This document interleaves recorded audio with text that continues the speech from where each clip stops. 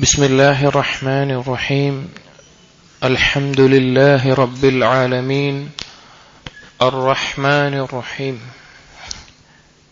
As-salatu was-salamu ala Rasulil Amin wa ala alihi wa ashabihi ajma'in. Amma ba'd. Ya ayyuhalladhina amanu ittaqullaha haqqa tuqatih wa la tamutunna illa wa antum muslimun. Rabbi shrah li sadri wa yassir li amri wahlul 'uqdatam min lisani yafqahu qawli.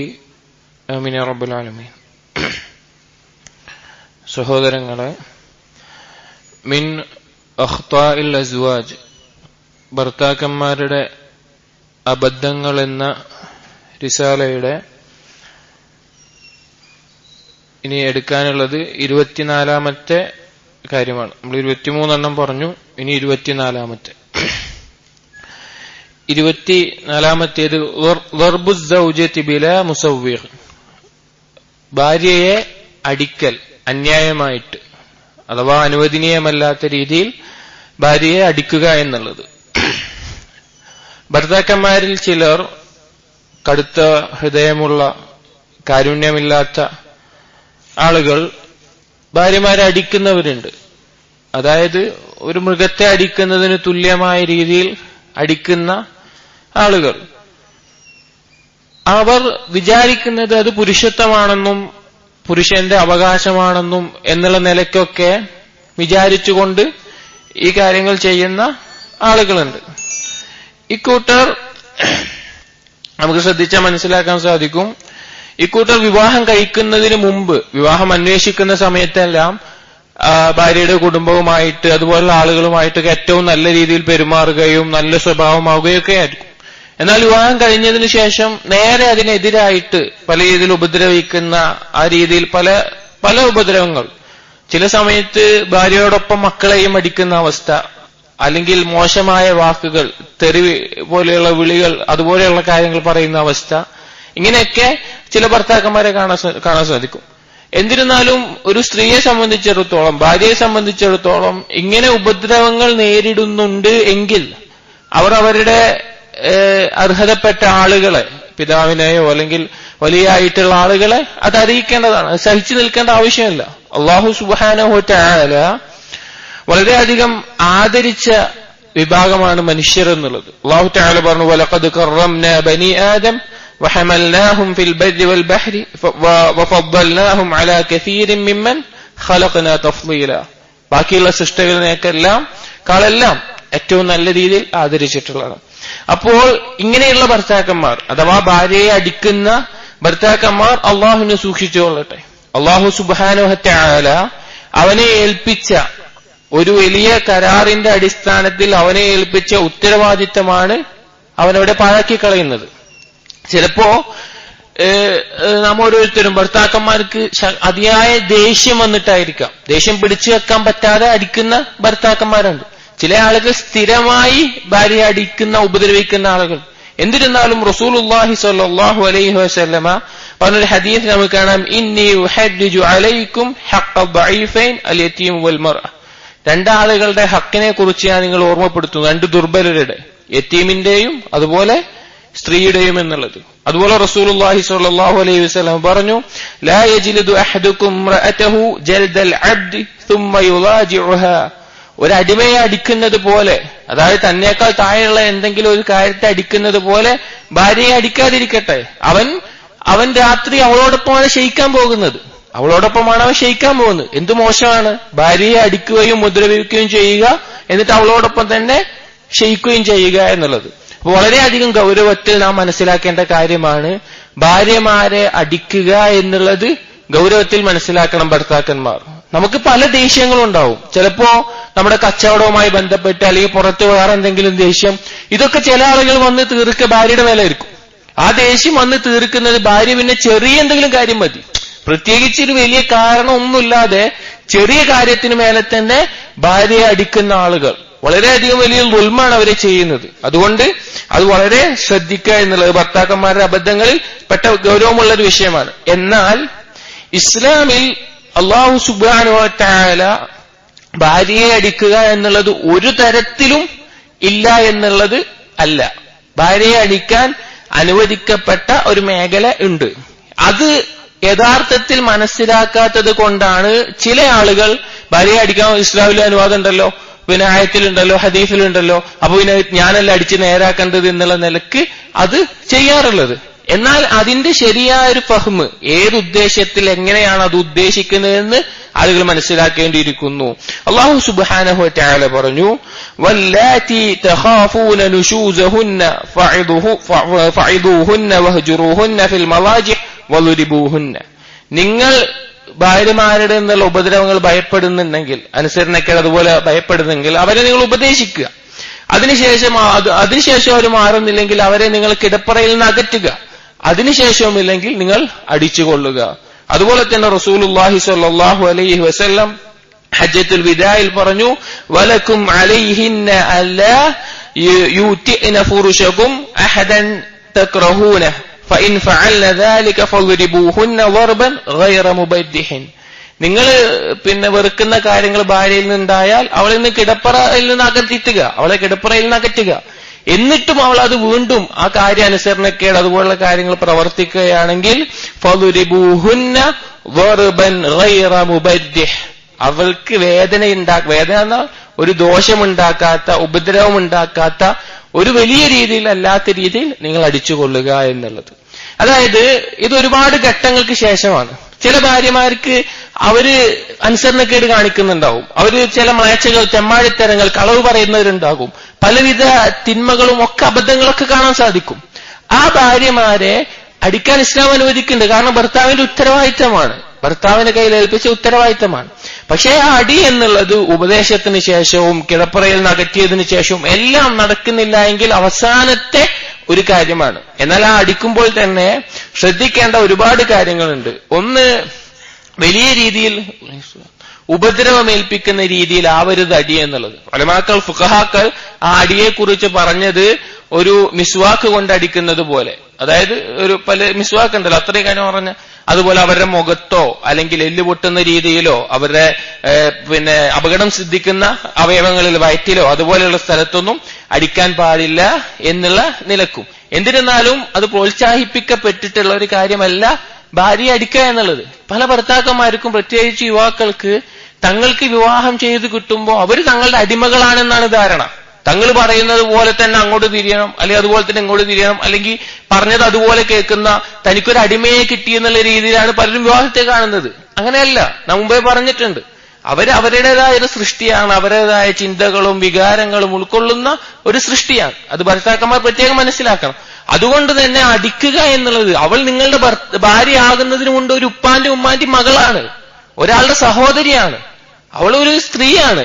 ആ ബഹുമാനം കൊടുക്കുകയും ഇത് ശ്രദ്ധിക്കുകയും വേണം. അതുകൊണ്ട് ആ അടിക്കുക എന്ന് ഇസ്ലാം അനുവദിച്ചിട്ടുള്ളത് അത് വലിയൊരു ഹിക്മത്താണ്. അത് അവർക്ക് മനസ്സിലാവാൻ, അതിന് ഗൗരവം മനസ്സിലാവാൻ, വേദനിപ്പിക്കാത്ത, അധികം ഗൈർ മുബരിഹിൻ, അവർക്കൊരു വലിയ ദോഷമില്ലാത്ത ആ രീതിയിൽ ചെറിയ ഒരു അടിയാണ് അതുകൊണ്ട് ഉദ്ദേശിക്കുന്നത്. അപ്പോൾ ഇത് ഭർത്താക്കന്മാർ പ്രത്യേകം ശ്രദ്ധിക്കുക. പിന്നെ നമ്മൾ എന്താന്ന് വെച്ച് കഴിഞ്ഞാല്, നമ്മൾ മനുഷ്യന്റെ പൊതുവെയുള്ള ഒരു നയം, തന്നേക്കാൾ ദുർബലരായ ആളുകളോട് അവരെ മേലെ അധികാരം കാണിക്കും. തനിക്കിപ്പോ ഒരാൾ ഒരു ഹോട്ടലിൽ കയറി, അപ്പോ ഒരു വെയിറ്ററോട് അയാൾക്ക് എന്തും ചൂടാവാം, അല്ലെങ്കിൽ പണ്ടൊക്കെ പറഞ്ഞാൽ ഇപ്പൊ ചില കസ്റ്റമർ കെയറിനൊക്കെ വിളിച്ചാൽ അയാൾക്ക് എന്തും പറയാം. കാരണം തിരിച്ചു പറയാൻ അവര് പറയില്ല എന്നുള്ള ഉറപ്പിന്റെ മേലെ. അതുപോലെയാണ് ഈ ഭാര്യയുടെ മേലെ ചില ആളുകൾ ഉപദ്രവിക്കാനൊക്കെ ചെല്ലുന്നത്. പക്ഷേ വിവാഹബന്ധവും ഭാര്യയ്ക്കുള്ള ബഹുമാനവും നാം മനസ്സിലാക്കണം. ഈ 25-ാമത്തേത് ഫസാദുൽ മഖ്സദി മിനത്ത് തഅദ്ദുദ്, ബഹുഭാര്യത്വം, ഒന്നിൽ കൂടുതൽ വിവാഹം കഴിക്കുന്നതിലുള്ള ഫസാദായ, തെറ്റായ ലക്ഷ്യം എന്നുള്ളത്. വിവാഹം കഴിക്കുന്നത്, ഒന്നിൽ കൂടുതൽ വിവാഹം കഴിക്കുന്നതിലുള്ള തെറ്റായ ലക്ഷ്യങ്ങൾ വെച്ചിട്ട് വിവാഹം കഴിക്കുന്നത്. നമുക്കറിയാം, ഇസ്ലാമിൽ അല്ലാഹു സുബ്ഹാനഹു വ തആല അനുവദിച്ചിട്ടുള്ള, അതായത് അല്ലാഹു തആല സൃഷ്ടിച്ച മനുഷ്യർക്ക് അല്ലാഹു തആല വിധിച്ച ശറഇൽ അനുവദനീയമാക്കിയിട്ടുള്ള കാര്യമാണ് ബഹുഭാര്യത്വം എന്നുള്ളത്. അതായത് ഒന്നിൽ കൂടുതൽ ഭാര്യമാരെ സ്വീകരിക്കാൻ ഭർത്താവിനുള്ള അവകാശം. അതിലൊരുപാട് ഗുണങ്ങളും ഒരുപാട് നന്മകളും ഒരുപാട് ഹിക്മത്തുകളും അതിന് പിന്നിലുണ്ട് എന്നുള്ളതിന് സംശയമില്ല. എന്നാൽ ചില ആളുകൾ വേറൊരു രണ്ടാമത് വിവാഹം കഴിക്കുമ്പോൾ, ഒന്നിൽ കൂടുതൽ വിവാഹങ്ങൾ കഴിക്കുമ്പോൾ അവരുടെ ലക്ഷ്യം പിഴച്ചതാവുണ്ട്, അവരുടെ നിയ്യത്ത്. ഒന്നെങ്കിൽ അവർക്ക് അറിയില്ല അത് എന്തൊക്കെ കാരണങ്ങൾ കൊണ്ടാണ് വിവാഹം കഴിക്കേണ്ടത്, ഒന്നിൽ കൂടുതൽ വിവാഹം ഞാൻ എന്തിന് കഴിക്കണം, അല്ലെങ്കിൽ അതുകൊണ്ടുണ്ടാവുന്ന അപകടങ്ങളെ കുറിച്ചുള്ള ചിന്ത, അറിവില്ലായ്മ, എടുത്തുചാട്ടം. അത് പിന്നെ അനുവദിക്കപ്പെട്ടൊരു കാര്യം, അങ്ങോട്ട് എടുത്തു ചാടിയിട്ട് ഒന്നിൽ കൂടുതൽ വിവാഹം കഴിക്കുക എന്നുള്ളത്. ചില ആളുകൾ വിവാഹം കഴിക്കുന്നത് മറ്റുള്ളവരുടെ മുമ്പിൽ അഭിമാനം കൊള്ളാനാണ്. എനിക്ക് 2 ഭാര്യമാരുണ്ട്, ഒന്നിൽ കൂടുതൽ ഭാര്യമാരെന്നല്ല അഭിമാനം കൊള്ളാനും പൊങ്ങച്ചം കൊള്ളാനും. മറ്റു ചിലർ കഴിക്കാറുള്ളത് കൂട്ടുകാരുടെ കളിയാക്കലിന്റെ ഫലമായിട്ട്. അതായത് ചില ആൾക്കാർ പറയും അനക്ക് പേടിയാണ് ഭാര്യനെ, അതുകൊണ്ട് വേറെ വിവാഹം കഴിക്കാത്ത, ആ രീതിയിലൊക്കെ സംസാരം വന്നിട്ട് അവരോട് എതിരായിട്ട് നിൽക്കാൻ വേണ്ടിയിട്ട് കല്യാണം കഴിക്കുന്ന അവസ്ഥ. അങ്ങനെ പല രീതിയിൽ തെറ്റായ നിയ്യത്തുകളുടെ മേലെ വിവാഹം കഴിക്കുന്നത് ബഹുഭാര്യത്വം നമുക്ക് കാണാൻ സാധിക്കും. ഇത് വളരെയധികം ശ്രദ്ധിക്കണം. പല ആളുകൾക്കും അറിയില്ല ബഹുഭാര്യത്വം എന്നുള്ളത് എടുത്തു ചാടി ചെയ്യേണ്ട, അല്ലെങ്കിൽ എന്തെങ്കിലും പിന്നെ മറ്റു നിയത്തുകളുടെ മേലെ ചെയ്യേണ്ട കാര്യമല്ല. വളരെ ആലോചിച്ച് അതിന്റെ വരും വരായികൾ മനസ്സിലാക്കി അതിനെന്തൊക്കെ വേണമെന്ന്, അതായത് വിവാഹം കൊണ്ടുള്ള ലക്ഷ്യം എന്ന് പറഞ്ഞാൽ എന്താണ്? സക്കീനത്താണ്. ഒരു പുരുഷൻ അവന്റെ മനസ്സിന്റെ അസ്വസ്ഥത, അതായത് വിവാഹം കഴിക്കാതിരിക്കുമ്പോൾ ഉണ്ടാവുന്ന അസ്വസ്ഥത ശാരീരികമായിട്ടും മാനസികമായിട്ടും സമാധാനം അടയണം. അവന് സമാധാനപരമായിട്ട് അള്ളാഹുവിനെ ഇബാദത്ത് ചെയ്യാൻ പറ്റണം. അതാണ് വിവാഹത്തിന്റെ പ്രധാന ലക്ഷ്യം. അതായത് ലക്ഷ്യങ്ങളിൽ പ്രധാനമായിട്ടുള്ള ഒന്ന്. എന്നാൽ ബഹുഭാര്യത്വത്തിലൂടെ അധികം ആളുകൾക്കും അത് നഷ്ടപ്പെടുകയാണ്. അവർക്ക് മനസ്സമാധാനത്തോടെ ഇബാദത്ത് ചെയ്യാൻ പറ്റുന്ന ആ അവസ്ഥ അവിടെ ഇല്ലാതെയാവുകയാണ്. അപ്പൊ നമ്മൾ ഈ ബഹുഭാര്യത്വം പുരുഷന്മാർ തെരഞ്ഞെടുക്കുകയാണെങ്കിൽ അതിനെക്കുറിച്ച് നല്ല ചിന്തയും നല്ലൊരു നിയ്യത്തോടു കൂടിയുമായിരിക്കണം അതിലേക്ക് ഇറങ്ങേണ്ടത്. എന്തൊക്കെയാണ് ബഹുഭാര്യത്വത്തിന് പ്രേരിപ്പിക്കുന്ന അല്ലെങ്കിൽ നയിക്കുന്ന നിയ്യത്തുകൾ? ഷെയ്ഖ് 2-3 പറയുന്നുണ്ട്. ഒന്നാമത്തേത് സുലൂഖു സൗജത്തി സയ്യ, ഭാര്യയുടെ മോശപ്പെട്ട സ്വഭാവം അല്ലെങ്കിൽ രീതികൾ, പെരുമാറ്റങ്ങൾ എന്നുള്ളത്. ചിലപ്പോൾ നമ്മുടെ ഒരു ഭാര്യ, നമ്മൾ വിവാഹം കഴിച്ചിട്ടുള്ള ആദ്യ ഭാര്യ, അവരുടെ സ്വഭാവം, അവരുടെ പെരുമാറ്റങ്ങൾ വളരെയധികം മോശവും നമുക്ക് ഒരു സമാധാനവും ലഭിക്കാത്ത, ഒരു സന്തോഷവും ലഭിക്കാത്ത അങ്ങനെയുള്ള സ്വഭാവമുള്ള സ്ത്രീകളുണ്ടാവും. അപ്പൊ ആ നിലക്ക് ആ സ്ത്രീയെ ഒഴിവാക്കാതെ, ആ സ്ത്രീയുടെ മോശം സ്വഭാവം കാരണം ആ സ്ത്രീയെ തൊലാക്ക് ചെയ്യാതെ തന്നെ നമുക്ക് വേറൊരു വിവാഹം കഴിക്കുക എന്നുള്ളത് അത് ആവശ്യമായൊരു നിയത്താണ്. രണ്ടാമത്തേത് അർറഗ്ബത്തു ഫി ദുർരിയ, കൂടുതൽ മക്കൾ ഉണ്ടാവണം എന്നുള്ള ആഗ്രഹം. ഉമർ റളിയല്ലാഹു അൻഹു എല്ലാം പറയുമായിരുന്നു, ഞാൻ ബഹുഭാര്യത്വം അഥവാ തഅദ്ദുദ്, ഒന്നിൽ കൂടുതൽ വിവാഹം കഴിക്കുന്നത് എനിക്ക് ധാരാളം സന്താനങ്ങൾ ഉണ്ടാവാൻ വേണ്ടിയിട്ടാണ്. നമ്മുടെ അസറുകളായിട്ട് നമുക്ക് ധാരാളം സന്താനങ്ങൾ, മുസ്ലിം ഉമ്മത്ത് വർദ്ധിക്കുക, അതുപോലെയുള്ള തൗഹീദുള്ള മക്കൾ ഉണ്ടാവുക, അതുപോലെ നല്ല തർബിയത്ത് കൊടുത്ത് വളർത്താൻ പറ്റുമെന്നുള്ള നിലക്ക് നല്ല രീതിയിൽ മക്കൾ ഉണ്ടാവുക എന്നുള്ളത് അത് നല്ലൊരു നിയത്താണ്. കുട്ടികൾ ധാരാളം ഉണ്ടാവാൻ വേണ്ടി. ചില ഭാര്യമാർക്ക് പ്രസവിക്കാൻ കഴിവ് അധികം ഉണ്ടാവൂല. അപ്പൊ ഇന്നത്തെ കാലത്ത് സിസേറിയൻ പോലെയുള്ളതാകുമ്പോൾ ഇത്ര എണ്ണത്തിൽ കൂടുതൽ പ്രസവിക്കാൻ പറ്റൂല. അതിൽ ചില ആളുകൾക്ക് കഴിവുണ്ടാവൂല. പ്രത്യേകിച്ച് നമ്മുടെ കേരളീയ സാഹചര്യത്തിൽ വളരുന്ന പിന്നെ സ്ത്രീകൾക്ക്, അതായത് വംശപരമായിട്ട് ആര്യവംശം അതുപോലെയുള്ള ഓരോ വംശങ്ങൾ, അതേസമയം മറ്റു പല നാടുകളിലുള്ളവർക്കും ഒരുപാട് പ്രസവിക്കാനുള്ള കഴിവുണ്ടാകും. അറബ് നാടുകൾ, ആഫ്രിക്ക പോലുള്ള നാടുകളിലൊക്കെ 10-40 പ്രസവിക്കും ഓരോ സ്ത്രീകൾ. കാരണം അവരുടെ ശരീരത്തിന്റെ ഘടനയും ഒരുപാട് അതിന് വേറെ വിഷയങ്ങളുണ്ട്. അപ്പോ അധികം പ്രസവിക്കാൻ പറ്റൂല. അപ്പൊ ആ ഒരു കാര്യത്തിന് വേണ്ടിയിട്ട് വിവാഹം കഴിക്കൽ നല്ലൊരു നിയത്താണ്, അള്ളാഹുവിന് പ്രതിഫലം ലഭിക്കുന്ന. അടുത്തത് അൽ ഹിർസു അൽ അഫാഫ്, ചാരിത്രശുദ്ധി കാത്തു സൂക്ഷിക്കാൻ.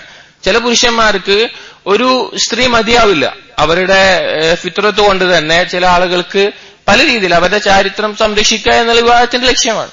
അപ്പോ അതിന് ഒരു സ്ത്രീ മതിയാവാതെ വരുമ്പോൾ അവർക്ക് വേറെ വഴിയില്ല, അവർ ബഹുഭാര്യത്വം തെരഞ്ഞെടുക്കേണ്ടി വരും. അത് അതിനുള്ളൊരു കാരണമാണ്. അടുത്തത് ഇൽത്തിമാസുൽ അജ്ർ, പ്രതിഫലം പ്രതീക്ഷിച്ചിട്ട്. അതായത് ഒരുപാട് വിധവകൾ നമ്മുടെ നാടുകളിൽ നമുക്ക് കാണാൻ സാധിക്കും. ഭർത്താവ് മരിക്കുകയും മക്കൾ ഉണ്ടാവുകയും നോക്കാൻ ആരുമില്ലാത്ത രീതിയിൽ ഒരുപാട് സ്ത്രീകൾ കഷ്ടപ്പെടുന്നത് കാണാൻ സാധിക്കും. അപ്പോൾ അവരെ സംരക്ഷിക്കാനും അവരുടെ ചാരിത്രം സംരക്ഷിക്കാൻ, അവരുടെ ബാക്കിയുള്ള കാര്യങ്ങൾ നോക്കാൻ ഈ നിലക്ക് അള്ളാഹു പ്രതിഫലം പ്രതീക്ഷിച്ചുകൊണ്ട് വിവാഹം കഴിക്കാവുന്നതാണ്. ഖുദ്റത്തുൽ മാൽ, സാമ്പത്തിക ശേഷിയുള്ളവർക്ക് അഫ്ളൽ തഅദ്ദുദാണ്, ബഹുഭാര്യത്വമാണ്. ഉലമാക്കൾ പറയാറുണ്ട്, ഒരാൾക്ക് സാമ്പത്തികമായിട്ട് ശേഷിയുണ്ട് എങ്കിൽ അവന്റെ മേൽ അഫ്ളലായിട്ടുള്ളത് ബഹുഭാര്യത്വമാണ്. ഒരു ഭാര്യ തന്നെ വിവാഹം കഴിച്ചിട്ട് അവന്റെ സമ്പത്തും അള്ളാഹു നൽകിയ സമ്പത്ത് ഈ ഭാര്യയുടെ മേലെ മാത്രം ചെലവഴിക്കേണ്ട ആവശ്യമല്ല, ആ മക്കളുടെ മേലെ മാത്രം. അവന് വേറെയും വിവാഹം കഴിച്ച് വേറെയും സ്ത്രീകളെ സംരക്ഷിക്കാനും വേറെയും മക്കൾക്ക് വിദ്യാഭ്യാസവും അതുപോലെ കാര്യങ്ങൾ നൽകാനും സംരക്ഷിക്കാനും സാധിക്കുമെങ്കിൽ അവൻ ബഹുഭാര്യത്വം തെരഞ്ഞെടുക്കാനാണ് അഫ്ളലുള്ളത്. നമ്മുടെ നാടിന്റെ സാഹചര്യത്തിൽ ഖുദ്റത്തുൽ മാലിനൊപ്പം സാമ്പത്തിക ശേഷിയോടൊപ്പം ഒരു മാനസിക ശേഷി കൂടി ഉണ്ടാവുന്നത് നന്നായിരിക്കും. അതിന്റെ വരും വരായികൾ ക്ഷമിക്കാനും സഹിക്കാനുമുള്ള അവസ്ഥകൾ. അടുത്തത് മറളു സൗജത്ത്, ഭാര്യയുടെ രോഗം. ചില ഭാര്യമാർക്ക് പിന്നെ നമുക്കറിയാം ഈ പാരലൈസിസ് പോലെ തളർവാദം പോലെ ചില രോഗങ്ങളൊക്കെ പിടിപെട്ടിട്ട് ഉള്ള ഭാര്യമാരുണ്ടാവും. സ്വാഭാവികമായിട്ടും ഭർത്താവിനെ സംബന്ധിച്ചിടത്തോളം ഭർത്താവിന്റെ ലൈംഗിക വികാരം പൂർത്തീകരിക്കാൻ സാധിക്കാത്ത അവസ്ഥ ഉണ്ടാവും. ഭാര്യയ്ക്ക് അസുഖങ്ങളായിട്ട് പല രീതിയിലുള്ള അസുഖങ്ങൾ. അതുകൊണ്ട് ആ അവസ്ഥയിൽ ആ ഭാര്യയെ ഒഴിവാക്കാതെ ആ ഭാര്യയെ നിലനിർത്തിക്കൊണ്ട് തന്നെ ആ ഭർത്താവിന് എന്തായാലും ജീവിതത്തിൽ ആവശ്യമാണ് ഒരു ഭാര്യ എന്നുള്ളത്. വേറെ വിവാഹം കഴിക്കൽ പിന്നെ അതിനുള്ള നല്ലൊരു നിയത്താണ്. അടുത്തത് ശുഊറു റജുലി ബികറാഹിയത്തി ലിസൗജതി, പിന്നെ ഭാര്യയോടുണ്ടാകുന്ന പിന്നെ വെറുപ്പ്, അതായത് ഭാര്യയോട് മാനസികമായിട്ടുണ്ടാവുന്ന ഒരു അകൽച്ച. നമ്മൾ പറഞ്ഞില്ലേ, വിവാഹബന്ധത്തിൽ ലഭിക്കേണ്ട ആ ഒരു പിന്നെ സമാധാനവും സന്തോഷവും ഒന്നും ലഭിക്കാത്ത അവസ്ഥ വരുമ്പോൾ ആ ഭാര്യയെ തൊലാക്ക് ചൊല്ലി ഒഴിവാക്കാതെ നിലനിർത്തിക്കൊണ്ട് തന്നെ വേറെ വിവാഹം കഴിക്കുക എന്നുള്ളത്, ഇതൊക്കെ ബഹുഭാര്യത്തിന്റെ നിയ്യത്തുകളായിട്ട് ഒരു പുരുഷനാവുന്ന അഥവാ ബഹുഭാര്യത്തിലേക്ക് നയിക്കുന്ന കാര്യങ്ങളാണ്. ഇതൊക്കെ ഞാൻ പറഞ്ഞതുപോലെ ഇതൊന്നുമല്ലാതെ ഒരു ചിന്തയുമില്ലാത്ത എന്തോ ഒരു ആവേശത്തിന്റെ പോലെ ആളുകൾ പറഞ്ഞതിന്റെ പേരിൽ അല്ലെങ്കിൽ കൂട്ടുകാരുടെ മുമ്പിൽ പെരുമ നടിക്കാൻ അങ്ങനെയൊക്കെ രീതിയിൽ ബഹുഭാര്യത്വത്തിലേക്ക് എടുത്തു ചാടുന്ന ആളുകൾ അവർ സൂക്ഷിക്കുക. കാരണം അവർക്ക് ജീവിതത്തിൽ അവർ നല്ല രീതിയിൽ കൊണ്ടു നടക്കാൻ സാധിക്കില്ല. ഇൻഷാ അല്ലാഹ് ഭാര്യമാർക്ക് ബഹുഭാര്യത്വമായി ബന്ധപ്പെട്ട് ഭാര്യമാർ എടുക്കേണ്ട നിലപാട് നമ്മൾ വരും വഴി സൗജാത്തിൽ ഭാര്യമാരുടെ അബദ്ധങ്ങളിൽ നമ്മൾ പറയും. 26-ാമത്തെ തർക്കുൽ അദ്ലി ബൈന സൗജാത്ത്, ബഹുഭാര്യത്വം ചെയ്ത ഒന്നിൽ കൂടുതൽ ഭാര്യമാരുള്ള ആളുകൾക്ക് പറ്റുന്ന ഒരു അബദ്ധമാണ് ഭാര്യമാർക്കിടയിൽ അദ്ൽ, നീതി കാണിക്കാൻ പറ്റാതിരിക്കുക എന്നുള്ളത്. നീതി കാണിക്കാൻ, അതായത് ഒന്നിൽ കൂടുതൽ ഭാര്യമാർക്ക് ഉള്ളതിന്റെ ഇടയിൽ നീതി കാണിക്കാൻ പറ്റാതിരിക്കുക. ഇനി ഞാൻ പറയുന്നത്, ഒന്നിൽ കൂടുതൽ ഭാര്യ വിവാഹം കഴിച്ചു, അവർ മനസ്സിലാക്കേണ്ട ചില കാര്യങ്ങളുണ്ട്. അവർ വിവാഹ ജീവിതത്തിൽ ശ്രദ്ധിക്കേണ്ട ചില കാര്യങ്ങൾ. അവർ ഈ വിവാഹം കഴിച്ച ഭാര്യമാരുടെ ഇടയിൽ തുല്യമായ നീതി പുലർത്താൻ ശ്രദ്ധിക്കണം. അതിൽ പറ്റുന്ന അബദ്ധങ്ങൾ ഷേഖ് ചിലത് എണ്ണി പറയുന്നുണ്ട്. ഒന്നാമത്തേത്, ചെറിയ കാര്യങ്ങൾക്ക് പോലും ഭാര്യമാരിൽ ഒരാളെ ഒഴിവാക്കുക എന്നുള്ളത്. അതായത് ഭാര്യമാരിൽ ഒരാളെ അകറ്റി നിർത്തുക, അവരുടെ ചെറിയ വിഷയങ്ങൾക്ക് പോലും അകറ്റി നിർത്തുന്ന അവസ്ഥ ഉണ്ടാവുക. രണ്ടാമത്തേത് അൽമൈലു ഫീ ഹിബതി വ ഹുനുവി, അതായത് സമ്മാനങ്ങൾ നൽകുന്നതിൽ അതുപോലെയുള്ള കാര്യങ്ങൾ ചെലവഴിക്കുന്നതിൽ ചില ഭാര്യമാരിലേക്ക് മാത്രം ചായ്വുണ്ടാവുക. അതായത് ഒന്നിൽ കൂടുതൽ ഭാര്യമാരുള്ളവർ ഒരു ഭാര്യയ്ക്ക് കൂടുതൽ സമ്മാനങ്ങളും കൂടുതൽ ചെലവുകളും അതുപോലെയുള്ളത് ബാക്കിയുള്ളവർക്ക് നൽകാതിരിക്കുന്ന അവസ്ഥ. അടുത്തത് തർക്കുൽ അദ്ലി ഫിൽ മബീത്, താമസിക്കുന്നതിൽ, അതായത് ബഹുഭാര്യത്വം ഒക്കെ ചെയ്തിട്ടുള്ള ഒന്നിൽ കൂടുതൽ ഭാര്യമാരുള്ളവർ ഭാര്യമാർക്ക് തുല്യമായി രാത്രികൾ വീതിച്ചു കൊടുക്കേണ്ടതുണ്ട് അവരുടെ ജീവിതത്തിൽ. അത് അവരുടെ അവകാശമാണ്. അതിൽ എന്ത് കാണിക്കുക, ഒരു അതില് കാണിക്കാത്ത ചില ആളുകൾ ചില ഭാര്യമാരോടുകൂടെ ഒരുപാട് കാലം, ചില ഭാര്യമാരിലേക്ക് തീരെ വരാത്ത അങ്ങനത്തെ അവസ്ഥ എന്നുള്ളത്. അടുത്തത് തർക്കുൽ അദ്ലി ഫി സഫർ, യാത്ര ചെയ്യുമ്പോൾ യാത്രയുടെ സമയങ്ങളിൽ പിന്നെ ഒരു വിവേചനം കാണിക്കുക. അതാ നമ്മൾ എങ്ങനെയും യാത്ര പോകുമ്പോൾ എപ്പോഴും ഒരു ഭാര്യനെ ഒപ്പം കൊണ്ടുപോവുക, മറ്റുള്ള ഭാര്യമാരെ കൊണ്ടുപോകാതിരിക്കുക, അങ്ങനത്തെ അവസ്ഥ. അടുത്തത് അൽ മുബാലഗതു ഫീ ഇദ്ഹാരിൽ ഫർഹി ഇദാ അദ്ദദ, നമ്മൾ ഒന്നുകൂടി വിവാഹം കഴിച്ചാല് രണ്ടാമത് വിവാഹം കഴിച്ചു എന്ന് വിചാരിക്കുക. അപ്പൊ ഒന്നാമത്തെ ഭാര്യയുടെ മുമ്പില് രണ്ടാമത്തെ ഭാര്യയുടെ ഒപ്പമുള്ള ജീവിതത്തിന്റെ സന്തോഷം അറിയിക്കുക എന്നുള്ളത്, അതായത് സന്തോഷമൊക്കെ കാണിക്കുക. ചില അറിവില്ലാത്ത ഭർത്താക്കന്മാർ ചെയ്യുന്നതാണ്. അവർ വിവാഹം കഴിച്ചത് ശരി, സ്വാഭാവികമായിട്ടും സ്ത്രീകളിൽ ഉണ്ടാകുന്ന ഗീറത്തുണ്ടാകും. അതിന് പുറമെ രണ്ടാമത്തെ ഭാര്യയോടൊപ്പമുള്ള പുതിയ ഭാര്യയോടൊപ്പം സന്തോഷകരമായിട്ടുള്ള അവസ്ഥകളും അതുപോലുള്ള കാര്യങ്ങളൊക്കെ ഒന്നാമത്തെ ഭാര്യയുടെ മുമ്പിൽ നന്നായി കാണിക്കുന്ന അവസ്ഥ, അത് വളരെ വലിയ ദോഷം ചെയ്യും. അതാണ് പറഞ്ഞത്, ബഹുഭാര്യത്വം ഒന്നിൽ കൂടുതൽ ഭാര്യമാരെ തെരഞ്ഞെടുക്കാൻ ഉദ്ദേശിക്കുന്ന ആൾ അതിനെക്കുറിച്ച് വ്യക്തമായി മനസ്സിലാക്കിയിരിക്കണം, അതിന്റെ എങ്ങനെ നിലപാടെടുക്കണം എന്നുള്ളത്. അത് ഭർത്താക്കന്മാരുടെ അബദ്ധങ്ങളിൽപ്പെട്ടതാണ്. അല്ലാഹു സുബ്ഹാനഹു വ തആല പറഞ്ഞത്, ബഹുഭാര്യത്വം പറഞ്ഞപ്പോൾ പറഞ്ഞത് എന്താണ്? നിങ്ങൾക്ക് നീതി പാലിക്കാൻ പറ്റില്ല എങ്കിൽ നിങ്ങൾ ഒന്നിനെ തെരഞ്ഞെടുക്കാൻ. അല്ലാഹു തആല പറഞ്ഞു, ഫൻകിഹു മാ ത്വാബ ലക്കും മിനൻ നിസാഇ മസ്നാ വ സുലാസ വ റുബാഅ ഫൈൻ ഖിഫ്തും അല്ലാ തഅദിലു ഫവാഹിദ.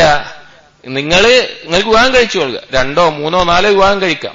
ചില ഉലമാക്കൾ ഈ ആയത്തിന്റെ തെളിവ് പിടിച്ചിട്ട് അസ്ല് തന്നെ വിവാഹത്തിന്റെ അടിസ്ഥാനം തന്നെ തഅദ്ദുദാണ്, ബഹുഭാര്യത്വമാണെന്ന് പറയാറുണ്ട്. തുടങ്ങിയത് തന്നെ മസ്ന 2 പറഞ്ഞിട്ടാണ്. എന്നാൽ മറ്റു ഫഖഹാക്കൾ അതല്ല, അത് യതീമുകളുടെ കാര്യത്തിൽ പറഞ്ഞുകൊണ്ടാണ് ഒന്നാണ് അസ്ല് എന്ന് പറഞ്ഞവരുണ്ട്. എന്നിരുന്നാലും നിങ്ങൾ വിവാഹം കഴിക്കാം, 2, 3, 4 വരെ നിങ്ങൾക്ക് കഴിക്കാം. പക്ഷേ നിങ്ങൾക്ക് നീതി കാണിക്കാൻ പറ്റില്ല, നീതി പാലിക്കാൻ പറ്റില്ല എന്ന് നിങ്ങൾക്ക് തോന്നുകയാണെങ്കിൽ ഫവാഹിദ, നിങ്ങൾ ഒന്നിൽ തൃപ്തി അടഞ്ഞ് അതിൽ സമാധാനം അടഞ്ഞു ഇരിക്കണം. ഒന്നിൽ നിങ്ങൾക്ക് എന്താണോ അതിൽ ക്ഷമിച്ച് നിങ്ങൾ ഇരിക്കണം, അല്ലെങ്കിൽ വലിയ അപകടം സംഭവിക്കും. ഇനി ഏതൊക്കെ വിഷയത്തിലാണ് നീതി പാലിക്കേണ്ടത് എന്നുള്ളതാണ്. അത് നമ്മൾ ഈ പറഞ്ഞതിന്റെ ഒന്ന് താമസിക്കുന്നതിൽ നമ്മൾ ഒന്ന് കൂടുതൽ ഭാര്യമാരുണ്ടെങ്കിൽ കൃത്യമായി ഓരോ ഭാര്യമാർക്കും നമ്മുടെ സമയം ദിവസങ്ങൾ കൃത്യമായി വീതിച്ചു കൊടുക്കണം. ഇനി മറ്റുള്ള ഭാര്യമാർക്ക് കുഴപ്പമില്ല എങ്കിൽ അവർക്ക് അനുവാദമുണ്ടെങ്കിൽ ഒരു ഭാര്യയിലേക്ക് ദിവസങ്ങൾ അങ്ങോട്ടും ഇങ്ങോട്ടും മാറ്റിക്കൊടുക്കാം. കാരണം റസൂലുള്ളാഹി സ്വല്ലല്ലാഹു അലൈഹി വസല്ലം രോഗം ബാധിച്ച അവസാന കാലത്ത് രോഗം ബാധിച്ച സമയത്ത് റസൂൽ ചോദിക്കുമായിരുന്നു, ഐനാന ഗദൻ, നാളെ ഞാൻ എവിടെയാണ്. അപ്പൊ ഭാര്യമാർക്ക് മനസ്സിലായി ആയിഷാ ബീവിയുടെ അടുക്കൽ താമസിക്കാനാണ്. അങ്ങനെ ഭാര്യമാർ അനുവദിക്കുകയും റസൂലുള്ളാഹി സ്വല്ലല്ലാഹു അലൈഹി വസല്ലമ ആയിഷാ ബീവിയുടെ വീട്ടിൽ അവസാനം താമസിക്കുകയും അവിടെ വെച്ച് മരണപ്പെടുകയും ചെയ്തു എന്ന് നമുക്കറിയാം. അതുപോലെ അദ്ലു ഫി സഫർ, യാത്ര പോകുമ്പോൾ റസൂലുള്ളാഹി സ്വല്ലല്ലാഹു അലൈഹി വസല്ലം കാന ഇദാ അറാദ സഫറ അഖറഅ ബൈന നിസാഇഹി, റസൂലുള്ളാഹിന്റെ ഭാര്യമാരിൽ നെറുക്കെടുക്കുമായിരുന്നു. ഏത് ഭാര്യയാണ് തന്നോടൊപ്പം യുദ്ധവേളയിൽ അല്ലെങ്കിൽ മറ്റു ചില യാത്രയിൽ പോകുമ്പോൾ തന്റെ കൂടെ ആര് വരണമെന്ന് തെരഞ്ഞെടുക്കാൻ നെറുക്കെടുക്കുമായിരുന്നു എന്നുള്ളത്. അടുത്തത് അൽ അദ്ലു ഫി നഫഖതി വൽ കിസ്വതി വൽ അതിയതി വഗൈരിഹ, നീതി പാലിക്കേണ്ട കാര്യങ്ങളിൽ പെട്ടതാണ് അവർക്ക് കൊടുക്കുന്ന ചെലവ് കൊടുക്കുന്നതിൽ, വസ്ത്രങ്ങളിൽ, അതുപോലെയുള്ള കാര്യങ്ങളിൽ കൃത്യമായ നീതി പാലിക്കുക. ഇത് പ്രത്യേകം പറയാനുള്ള കാരണം അല്ലാഹു സുബ്ഹാനഹു വ തആല പറഞ്ഞു, വലൻ തസ്തതീഉ അൻ തഅദിലു ബൈനൻ നിസാഇ വലൗ ഹറസ്തും ഫലാ തമീലു കുല്ലൽ മൈലി ഫതദറൂഹാ കൽ മുഅല്ലഖ, നിങ്ങൾ എങ്ങനെയൊക്കെ ശ്രമിച്ചാലും ശരിയായ പൂർണ്ണ രീതിയിൽ നീതി പുലർത്താൻ നിങ്ങൾക്ക് സാധിക്കൂല. ഭാര്യമാരുടെ ഇടയിൽ ഒന്നിற்கு മാത്രം ചെരിഞ്ഞു പോകാതെ നിങ്ങൾ സൂക്ഷിച്ചാൽ മതി. ഇതിന്റെ തഫ്സീറിൽ ഇബ്നു അബ്ബാസ് റളിയല്ലാഹു അൻഹു പറയുന്നുണ്ട്, വലൻ തസ്തതീഉ, നിങ്ങൾക്ക് സാധിക്കില്ല എന്ന് പറഞ്ഞത് ഫിൽ ഹുബ്ബി വൽ ജിമാ, ഭാര്യമാരോടുള്ള ഇഷ്ടത്തിലും അതുപോലെ ലൈംഗികമായി ബന്ധപ്പെടുന്നതിലും സ്വാഭാവികമായിട്ടും അതിൽ ഒരു മാനസികമായിട്ടുള്ള വ്യത്യാസം ഉണ്ടാകുമെന്നുള്ളത് ഉറപ്പാണ്. അത് നമുക്കൊരിക്കലും മാറ്റാൻ സാധിക്കില്ല. കാരണം ഭാര്യമാരുടെ പെരുമാറ്റത്തിന്റെയും അവരുടെ നമ്മൾക്ക് ഇഷ്ടമുണ്ടാവുന്ന പല കാര്യങ്ങളുണ്ട്. അതുകൊണ്ട് അത് മാറ്റാൻ പറ്റൂല. എന്നാൽ ഈ പറഞ്ഞതുപോലെ യാത്രയിൽ ചെലവഴിക്കുന്നതിൽ അതുപോലുള്ള ഓരോ കാര്യത്തിൽ നമ്മൾ കൃത്യമായ നീതി പുലർത്തണം. റസൂലുള്ളാഹി സ്വല്ലല്ലാഹു അലൈഹി വസല്ലം പറഞ്ഞ ഒരു ഹദീസ്, മൻ കാനത് ലഹും റഅതാനി ഫമാല ഇലാ ഇഹ്ദാഹുമാ ജാഅ യൗമൽ ഖിയാമത്തി വശിഖ്ഖഹു മായിലുൻ, ഒന്നിൽ കൂടുതൽ രണ്ട് ഭാര്യമാരുണ്ടായിട്ട് ഒരാളിലേക്ക് മാത്രം ചെരിഞ്ഞ്, അതായത് ഈ രീതിയിലെല്ലാം നീതി കാണിക്കാതെ ഇരുന്നാൽ നാളെ പരലോകത്ത് അവനൊരു ഭാഗം ചെരിഞ്ഞവനായിട്ട് വരുമെന്നുള്ളത് ഗൗരവമായി മനസ്സിലാക്കുക. ഇനി 27ാമത്തെ വിഷയം അൽ ഇസ്തിഅജാലു ഫി ശഅനി ത്വലാഖ്, ത്വലാഖിന്റെ വിഷയത്തിൽ ധൃതി കാണിക്കുക എന്നുള്ളത്. ത്വലാഖ് നമുക്കറിയാം, അല്ലാഹു സുബ്ഹാനഹു വ തആല ഇസ്ലാമിൽ അവന്റെ ശറഇൽ അനുവദനീയമാക്കിയിട്ടുള്ള ഒരു കാര്യമാണ് വിവാഹമോചനം എന്നുള്ളത്.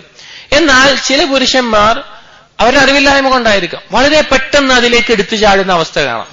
വളരെ ചെറിയ നിസ്സാരമായ ചില സൗന്ദര്യ പണക്കത്തിന് തന്നെ ഞാൻ ത്വലാക്കിയാൽ വഴി നോക്കുകയാണ്, ആ രീതിയിലെല്ലാം അവർ പെരുമാറുന്നത് കാണാം. അവരുടെ അറിവില്ലായ്മയാണത്.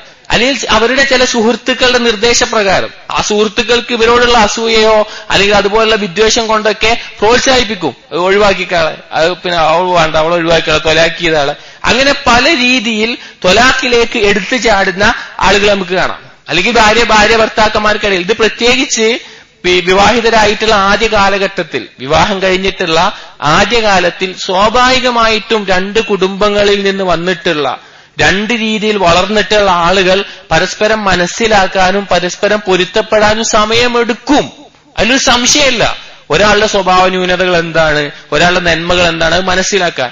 അതിന്റെ ഇടയിൽ ഉണ്ടാകുന്ന ചെറിയ ചില അഭിപ്രായ വ്യത്യാസങ്ങൾക്ക് പോലും, വളരെ ചെറിയ അഭിപ്രായ വ്യത്യാസങ്ങൾക്ക് പോലും ത്വലാഖിയാണ്. ആ ഒരു രീതിയിൽ അതിലേക്ക് എടുത്തു ചാടുന്ന ആളുകളെ നമുക്ക് കാണാൻ സാധിക്കും. അത് വലിയ അപകടമാണ്. കാരണം അല്ലാഹു സുബ്ഹാനഹു വ തആല ത്വലാഖ് ഇസ്ലാമിൽ അനുവദനീയമാക്കിയതിന് ഒരുപാട് ഹിക്മത്തുകളുണ്ട്. അല്ലാഹു തആല ഹക്കീമും അലീമുമാണ്. അതിനു പിന്നിൽ ഒരുപാട് യുക്തികളുണ്ട്. എന്നാൽ ഒരു ത്വലാഖ് ചെയ്യുമ്പോൾ അതിനു മുമ്പ് ഒരു മനുഷ്യൻ മനസ്സിലാക്കിയിരിക്കേണ്ട ഒരുപാട് കാര്യങ്ങളുണ്ട്. അല്ലാഹു സുബ്ഹാനഹു വ തആല പറഞ്ഞതുപോലെ വആശിറുഹുന്ന ബിൽ മഅറൂഫ് വഇൻ കരിഹ്തുമൂഹുന്ന ഫഅസാ അൻ തക്റഹു ശൈഅൻ വയജ്അലല്ലാഹു ഫീഹി ഖൈറൻ കസീറാ. നിങ്ങൾ അവരോട് നല്ല രീതിയിൽ ജീവിക്കുക, അഡ്ജസ്റ്റ് ചെയ്തിട്ടും ക്ഷമിച്ചിട്ടും ഒരുപാട് ആ രീതിയിൽ ജീവിക്കുക. ത്വലാഖിന്റെ വിഷയങ്ങൾ പറയുന്നിടത്ത് അല്ലാഹു സുബ്ഹാനഹു വ തആല പറഞ്ഞതാണ്. ഇനി അവരിൽ എന്തെങ്കിലും വെറുക്കുന്നത് നിങ്ങൾ കണ്ടാൽ തന്നെ അല്ലാഹു സുബ്ഹാനഹു വ തആല അതിലൊരുപാട് ഖൈർ വെച്ചിരിക്കാം. നമുക്കറിയില്ല, ചില കാര്യങ്ങൾ നമ്മൾ വെറുക്കുന്നത് അതിന് ഒരുപാട് നന്മകൾ വേറെ ഉണ്ടാകും.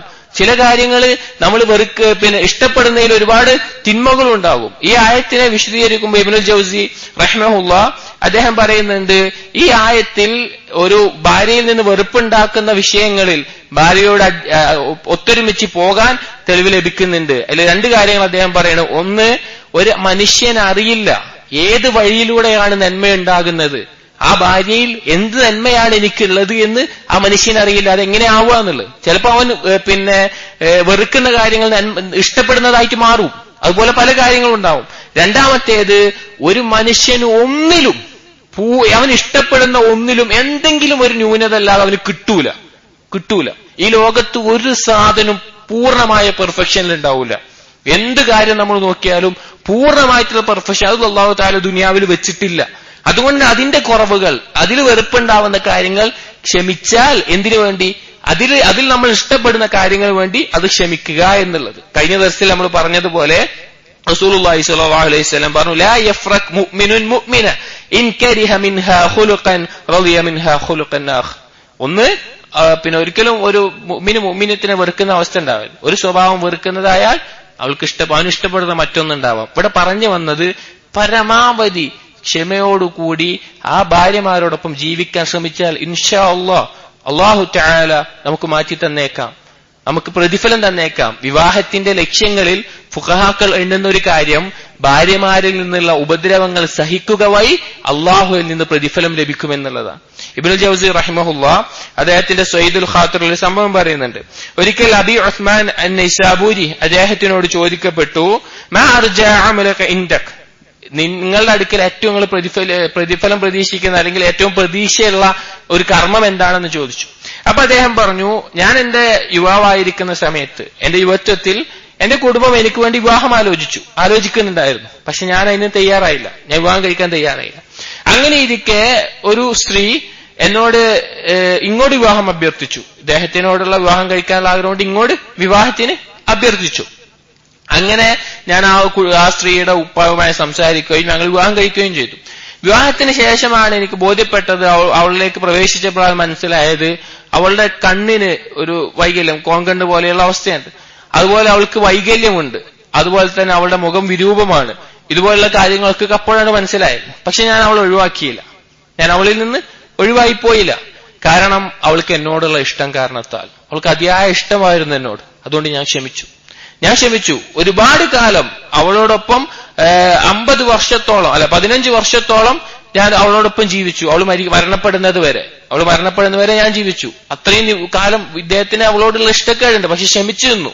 എന്നിട്ട് പറയാണ്, ഇതാണ് എനിക്ക് ഏറ്റവും ഞാൻ പ്രതീക്ഷ അർപ്പിക്കുന്ന കർമ്മം, അവളുടെ കൽബിനെ ഞാൻ വേദനിപ്പിച്ചിട്ടില്ല എന്നുള്ളത്. ഇതുപോലെ ഒരുപാട് കാര്യങ്ങൾ ഇബ്നു ഖയ്യിം റഹിമഹുല്ലാഹ് പറഞ്ഞ ഒരുപാട് സംഭവങ്ങൾ സലഫുകളിൽ നിന്ന് ഉദ്ധരിക്കപ്പെടുന്നുണ്ട്. അതായത് ഞാൻ പറഞ്ഞു വന്നത്, നമ്മുടെ ഭാര്യമാരിൽ നിന്നുണ്ടാവുന്ന മോശം സ്വഭാവം കുറച്ചു നേരത്തേക്ക് നാം ക്ഷമിക്കാൻ പഠിച്ചാൽ, എടുത്തു ചാടി ത്വലാഖിലേക്ക് ഇറങ്ങാതെ, പ്രത്യേകിച്ച് ഇപ്പോഴത്തെ യുവാക്കൾക്ക് ത്വലാഖ് എന്ന് പറഞ്ഞ സാധനം ഉണ്ട്, അതുകൊണ്ട് ചെയ്യാലോ വെച്ചിട്ട് അങ്ങോട്ട് ഇറങ്ങിച്ചാടാണ്.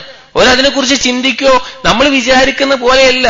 ഒരു വിവാഹം കഴിഞ്ഞ് ആ ഭാര്യയുമായിട്ട് അല്ലെങ്കിൽ കുറെ കാലം ജീവിച്ച്, എനിക്കറിയാം 10 കുട്ടികളുള്ള ഒരു ഭർത്താവ് ഭാര്യയെ ത്വലാക്കിയത്. അവർക്ക് 10 മക്കളുണ്ട്. അവര് ഭർത്താവ് ഭാര്യനെ ഫോണിൽ കൂടെ വിളിച്ച് പെട്ടെന്നുള്ള ദേഷ്യത്തിൽ ത്വലാക്ക് ചെയ്തിരിക്കുക. ത്വലാക്ക് വെറുതെ ചെയ്യുന്ന അവസ്ഥ. അങ്ങനെ ഒരുപാട് കേസുകൾ, കാര്യങ്ങൾ നമ്മുടെ ചുറ്റുപാട് നടക്കുന്നുണ്ട്. എന്നാൽ ഇത് ധൃതിയിൽ എടുത്തു ചാടി ചെയ്യേണ്ട ഒരു കാര്യമല്ല. അവരിലുണ്ടാവുന്ന കുഴപ്പങ്ങൾ ക്ഷമിക്കാനും അത് ഉൾക്കൊള്ളാനും നാം മനസ്സിലാക്കണം. ഇനി ത്വലാഖിലേക്ക് എത്തുക എന്നുള്ളത് തന്നെ ഇസ്ലാമിൽ ഒരുപാട് ഘട്ടങ്ങൾക്ക് ശേഷമാണ്. ഒരുപാട് കാര്യങ്ങൾ എന്നതിന് ഒന്നാമത്തേത് അവളെ ഉപദേശിക്കുക എന്നുള്ളതാണ്. അള്ളാഹുവിനെ ഭയപ്പെടുന്ന, പരലോകത്തെ പ്രതീക്ഷിക്കുന്ന ഒരു സ്ത്രീയാണെങ്കിൽ ഉപദേശം കൊണ്ട് തന്നെ അവളുടെ ഭാഗത്തുണ്ടായ തെറ്റുകളും കുറവുകളും എന്താണോ അത് തിരുത്താൻ അവൾക്ക് കഴിയും. അവൾ തിരുത്താൻ. രണ്ടാമത്തേത് കിടപ്പറയിൽ നിന്ന് അകറ്റലാണ്. ചില ഉലമാക്കൾ കിടപ്പറയിൽ നിന്ന് അകറ്റുക എന്നുള്ളതിന് സംസാരിക്കാതിരിക്കുക എന്ന് കൂടി പറയാറുണ്ട്. അവരടുത്ത് സംസാരിക്കാതിരിക്കുക. അതുപോലെ തന്നെ വീടിനകത്ത് മാത്രമേ പറ്റുള്ളൂ. റസൂലുള്ളാഹി സ്വല്ലല്ലാഹു അലൈഹി വസല്ലം പറഞ്ഞു, വലാ തഹ്ജുർ ഇല്ലാ ഫിൽ ബൈറ്റ്, വീട്ടിലല്ലാതെ നിങ്ങൾ ഭാര്യയെ അകറ്റരുത്. അതായത് ആദ്യം പറഞ്ഞു ഉപദേശിക്കുക, എന്നിട്ട് മനസ്സിലാക്കിയില്ലെങ്കിൽ കിടപ്പറയിൽ നിന്ന് അകറ്റുക. എന്നിട്ടും മനസ്സിലാവുന്നതിൽ മൂന്നാമത്തേത് അദ്ദർബ് ഗൈർ മുബദ്ദിഹ്, വേദനിപ്പിക്കാത്ത അപകടമുണ്ടാക്കാത്ത രീതിയിൽ അടിക്കുക എന്നുള്ളത്. അതും കഴിഞ്ഞ് നാലാമത്തേത് തഹ്കീം, മധ്യസ്ഥരെ വിളിച്ചിട്ട് ഇവന്റെ കുടുംബത്തിൽ നിന്നും ഇവളുടെ കുടുംബത്തിൽ നിന്നും ഓരോ മധ്യസ്ഥന്മാരെ വിളിച്ച് അവർ നന്മ ആഗ്രഹിക്കുകയും അതുമായി ബന്ധപ്പെട്ടുള്ള കാര്യങ്ങൾ സംസാരിച്ചു. ഇതൊക്കെ കഴിഞ്ഞിട്ടും അവർക്ക് പറ്റുന്നില്ല എങ്കിലാണ് അള്ളാഹു സുബ്ഹാനഹു വ തആല ത്വലാഖിന്റെ ഘട്ടങ്ങളാണ് ഈ പറഞ്ഞിട്ടുള്ളത്. ഇസ്ലാമിൽ ഇത് ചെയ്യേണ്ടത്. നമ്മുടെ നാട്ടിൽ എന്ന് പറഞ്ഞു കഴിഞ്ഞാല് ഭാര്യയായിട്ട് എന്തെങ്കിലും പ്രശ്നം ഉണ്ടായാൽ അപ്പൊ തന്നെ അവളുടെ വീട്ടിൽ കൊണ്ടാക്കിയിട്ടുണ്ടാവും. അപ്പൊ തന്നെ ഈ ഇതൊന്നും ഉണ്ടാവൂല. അല്ലെങ്കിൽ അടിക്കുകയാണെങ്കിൽ തന്നെ ആദ്യം തന്നെ മുഖത്തടിച്ചിട്ടുണ്ടാവും. ആദ്യം തന്നെ അടിയും ഇതൊക്കെ കഴിഞ്ഞിട്ടാണ് പിന്നെ കാര്യങ്ങൾ ഉണ്ടാവുക. അള്ളാഹു സുബ്ഹാനഹു വ തആല ദീനിൽ വ്യക്തമായി ഈ നിയമങ്ങൾ പഠിപ്പിച്ചിരിക്കെ നാം ഓരോരുത്തരും അത് വളരെ ശ്രദ്ധിക്കേണ്ടതാണ് എന്നുള്ളത്. ഇനി 28ാമത്തേത്, അതായത് ത്വലാഖിലേക്ക് എടുത്തു ചാടരുത്, ക്ഷമയോടുകൂടി നമ്മൾ അവലംബിക്കുന്ന ക്ഷമയ്ക്ക് അള്ളാഹുവിന് പ്രതിഫലം പ്രതീക്ഷിക്കുക എന്ന്. 28ാമത്തേത് തർക്ക് ത്വലാഖി ബഅദ ഇസ്തിഹാലത്തിൽ ഇസ്ലാഹി വൽ വഫാഖ്. ഈ നമ്മൾ നേരത്തെ പറഞ്ഞു ത്വലാഖ് ചെയ്യുന്നതിലേക്ക് എടുത്തു ചാടരുത് എന്ന്. ഇവിടെ പറയുന്നത് ത്വലാഖിനെ ഒഴിവാക്കുക. ഏതവസ്ഥയില് ചെയ്യാതിരിക്കുക. ഈ ഇസ്ലാഹിനും ഈ പരസ്പരം സുൽഹുണ്ടാക്കാനും അതുപോലെയൊക്കെ ശ്രമിച്ചിട്ടും അവര് ഒന്നാവുന്നില്ല. അപ്പൊ ത്വലാഖ് ചെയ്യാതിരിക്കുക എന്ന്. ചില ആളുകൾ അങ്ങനെ കാണാം. ചില ആളുകൾ ത്വലാഖിലേക്ക് എടുത്തു ചാടും. ചില ആളുകൾ എന്തൊക്കെ അവസ്ഥ വന്നാലും സംസാരങ്ങളൊന്നും കഴിഞ്ഞിട്ടും ത്വലാഖ് ചെയ്യാതിരിക്കുന്ന അവസ്ഥ. അത് പല ലക്ഷ്യങ്ങളായിരിക്കാം. ഭാര്യയെ ഉപദ്രവിക്കാൻ, ബുദ്ധിമുട്ടിക്കാൻ, അല്ലെങ്കിൽ പല കാരണങ്ങൾ കൊണ്ട് ആ ത്വലാഖ് ചെയ്യാതിരിക്കുന്ന അവസ്ഥ. ഇതിനിടയിൽ നമുക്ക് സൂചിപ്പിക്കാനുള്ള ഒരു വിഷയം, ഈ ത്വലാഖ് ചെയ്യുക എന്ന് പറഞ്ഞാൽ നമ്മുടെ നാടുകളിൽ സാധാരണ ഒരു സ്ത്രീ ത്വലാഖ് ചെയ്യപ്പെട്ടത് അല്ലെങ്കിൽ പുരുഷൻ ത്വലാഖ് ചെയ്തു എന്ന് പറഞ്ഞു കഴിഞ്ഞാൽ ആളുകളുടെ ധാരണ അതിൽ ആരുടെ ഭാഗത്താ കുഴപ്പം? പെണ്ണിന്റെ ഭാഗത്താണോ ചെക്കന്റെ ഭാഗത്താണോ കുഴപ്പം? ഈ ത്വലാഖ് ചെയ്യാൻ കുഴപ്പമുണ്ടാവണമെന്നൊരു അടിസ്ഥാനമൊന്നുമില്ല. ചിലപ്പോൾ രണ്ടാളുകൾ വിവാഹം കഴിച്ചു, അവർക്ക് തമ്മിൽ ഒരുമിച്ച് ജീവിക്കാൻ അവർ പരമാവധി ശ്രമിച്ചു. എന്നാൽ മാനസികമായിട്ടും ചിന്തകൾ കൊണ്ടും അവരും രണ്ട് ചിന്താഗതിക്കാരാണെങ്കിൽ അവരുടെ പൂർണ്ണ സമ്മതത്തോടു കൂടി തന്നെ അവർക്ക് വിവാഹമോചനം ചെയ്യാം. അതുകൊണ്ട് ത്വലാഖായ അവരെന്തോ കുറ്റം ചെയ്തോ എന്തോ കുഴപ്പമുള്ളതുകൊണ്ടാണ് എന്നുള്ള ചിന്ത, അത് നമ്മുടെ നാടിന്റെ കുഴപ്പമാണ്. അത് നമ്മൾ മാറ്റിയെടുക്കേണ്ടതുണ്ട്. ത്വലാഖ് ഒരു തെറ്റോ ഒരു പാപമൊന്നുമല്ല. അല്ലാഹു തആല അനുവദിക്കപ്പെട്ട ഒരു കാര്യം അതിന്റെ ആവശ്യ സമയത്ത്. അപ്പൊ നാം പറഞ്ഞു വന്നത്, ഇങ്ങനെ ഈ സംസാരങ്ങളും അതുപോലെയുള്ള ഓരോ കാര്യങ്ങൾക്കും ശേഷം ഈ ഒരു ഭാര്യയ്ക്കും ഭർത്താവിനും അടിസ്ഥാന ലക്ഷ്യം എന്താ? അള്ളാഹുവിനെ ഇബാദത്ത് ചെയ്യണം. അതിന് സമാധാനപരമായ അവസ്ഥ രണ്ടാൾക്കും കിട്ടുന്നില്ല എങ്കിൽ നല്ല രീതിയിൽ റസൂലുള്ളാഹി സ്വല്ലല്ലാഹു അലൈഹി വസല്ലമയുടെ കാലത്ത് എന്റെ ഓർമ്മ ശരിയാണെങ്കിൽ സാബിത്ത് ഇബ്നു ഖൈസ് റളിയല്ലാഹു അൻഹുവിന്റെ ഭാര്യ റസൂലുള്ളാഹി സ്വല്ലല്ലാഹു അലൈഹി വസല്ലം പറയുന്നത്, എന്റെ ഭർത്താവിന്റെ ദീനിലോ എന്റെ ഭർത്താവിന്റെ സ്വഭാവത്തിലോ എനിക്കൊരു കുഴപ്പമില്ല, പക്ഷെ ഭർത്താവിനോടുള്ള കടമകൾ നിർവഹിക്കാൻ എനിക്ക് വയ്യ, എനിക്ക് സാധിക്കുന്നില്ല, അതുകൊണ്ട് എനിക്ക് ത്വലാഖ് വാങ്ങിത്തരണം എന്ന് റസൂലുള്ളാഹിന്റെ അടുത്ത് വന്ന് പറയാൻ. അവർ അള്ളാഹ്ക്ക് വേണ്ടിയിട്ടാണ് ഓരോ കാര്യങ്ങളും ചെയ്യുന്നത്. അനാവശ്യമായ കാര്യത്തിന് ഭർത്താവിന്റെ ത്വലാഖ് ആവശ്യപ്പെടാൻ ഭാര്യയ്ക്ക് പറ്റില്ല. പക്ഷെ അങ്ങനെ മനസ്സിലാക്കണം കാര്യങ്ങളെ. അപ്പോൾ ഒരു സമയം വന്നാൽ പരസ്പരം സുൽഹുണ്ടാക്കാനും ഇതിനൊന്നും സാധിക്കുന്നില്ല എങ്കിൽ അവിടെ ത്വലാഖ് ചെയ്യണം എന്നുള്ളത് മനസ്സിലാക്കണം. അതിനെ നീട്ടിക്കൊണ്ടുപോയിട്ട് ഒരവസ്ഥ ഉണ്ടാവരുത്. കാരണം അല്ലാഹു സുബ്ഹാനഹു വ തആല ദീനിൽ ലാ യുകല്ലിഫുല്ലാഹു നഫ്സൻ ഇല്ലാ വസ്അഹ, ഒരുത്തിന് കഴിയാത്ത കാര്യം ഏൽപ്പിക്കുന്നില്ല. ഖവായിദുൽ ഫിഖ്ഹിയ അല്ലെങ്കിൽ ഖവായിദുൽ കുല്ലിയ എന്നുള്ളത് നമുക്ക് കാണാൻ സാധിക്കും. ഇദാ ളാഖൽ അംർ ഇത്തസ അല്ലെങ്കിൽ അല്ലാഹു യസാർ, ദോഷം നീങ്ങിപ്പോവുക എന്നുള്ളത് ഇസ്ലാമിന്റെ ഒരു ഖായിദയാണ്. അത് നീങ്ങിക്കളയുക എന്നുള്ളത് അതിനുള്ള ഏറ്റവും നല്ലൊരു മാർഗമാണ്. വിവാഹ ജീവിതത്തിലുള്ള ഒരു കാര്യമാണ് വിവാഹമോചനം എന്നുള്ളത്. ഇത് മാത്രമല്ല, ഭാര്യയുടെ വൃത്തികെട്ട സ്വഭാവം, ചതിക്കുന്നത്, അതുപോലെ കളവ് പറയുന്നത്, അതുപോലെ വൃത്തികേട് അങ്ങനത്തെ ഉള്ള സ്ത്രീകളെല്ലാം ത്വലാഖ് ചെയ്യാൻ ഒരു ഭർത്താവ് നിർബന്ധിതനാകും. അവനത് ചെയ്യലേ വഴിയുള്ളൂ എന്നുള്ളത്. ഇനി നല്ല രീതിയിൽ ഈ കാര്യങ്ങൾക്ക് ശേഷം ത്വലാഖ് ആവുന്നവർക്ക് അല്ലാഹു സുബ്ഹാനഹു വ തആല വിശുദ്ധ ഖുർആനിൽ പറഞ്ഞു, വയതഫറഖ യുഗ്നില്ലാഹു കുല്ലൻ മിൻ സഅതിഹി വകാന അല്ലാഹു വാസിഅൻ ഹകീമ. ഇനി അവർ രണ്ടുപേരും വേർപിരിയുകയാണെങ്കിൽ അല്ലാഹു സുബ്ഹാനഹു വ തആല വാസിഅൻ, അവർക്ക് യോജിച്ച ഇബ്നു കസീർ റഹ്മത്തുള്ളാഹി ഈ ആയത്തിന്റെ തഫ്സീർ പറയുന്നതാണ്, അവൾക്ക് അവനേക്കാൾ നല്ല ഭർത്താവിനെയും അവന് അവളേക്കാൾ നല്ല ഭാര്യയെയും നൽകാൻ അല്ലാഹു സുബ്ഹാനഹു വ തആല കഴിവുള്ളവനാണ് എന്ന് നാം മനസ്സിലാക്കണം. അപ്പൊ നമ്മൾ ഒന്ന് പറഞ്ഞത് ത്വലാഖിലേക്ക് എടുത്തു ചാടുന്നത്, 2 ത്വലാഖ് ആവശ്യമാകുന്ന അവസ്ഥയിൽ അത് ചെയ്യാതിരിക്കുന്നത്. ഈ 2 കാര്യങ്ങളും ഓരോ പ്രശ്നങ്ങളുടെയും ഓരോ ദാമ്പത്യ ജീവിതത്തിന്റെയും സാഹചര്യങ്ങളുടെയും മറ്റു പല വിഷയങ്ങളും ഇതിന് പല രീതിയിൽ അതിന്റെ കാര്യങ്ങൾ വരേണ്ടി വരും. അത് ഇൻഷാ അല്ലാഹ് അത് പൊതുവായിട്ടൊരു കാര്യം പറഞ്ഞതാണ്, അത് ആളുകളുമായി ചർച്ച ചെയ്ത് മനസ്സിലാക്കേണ്ട കാര്യങ്ങളാണ്.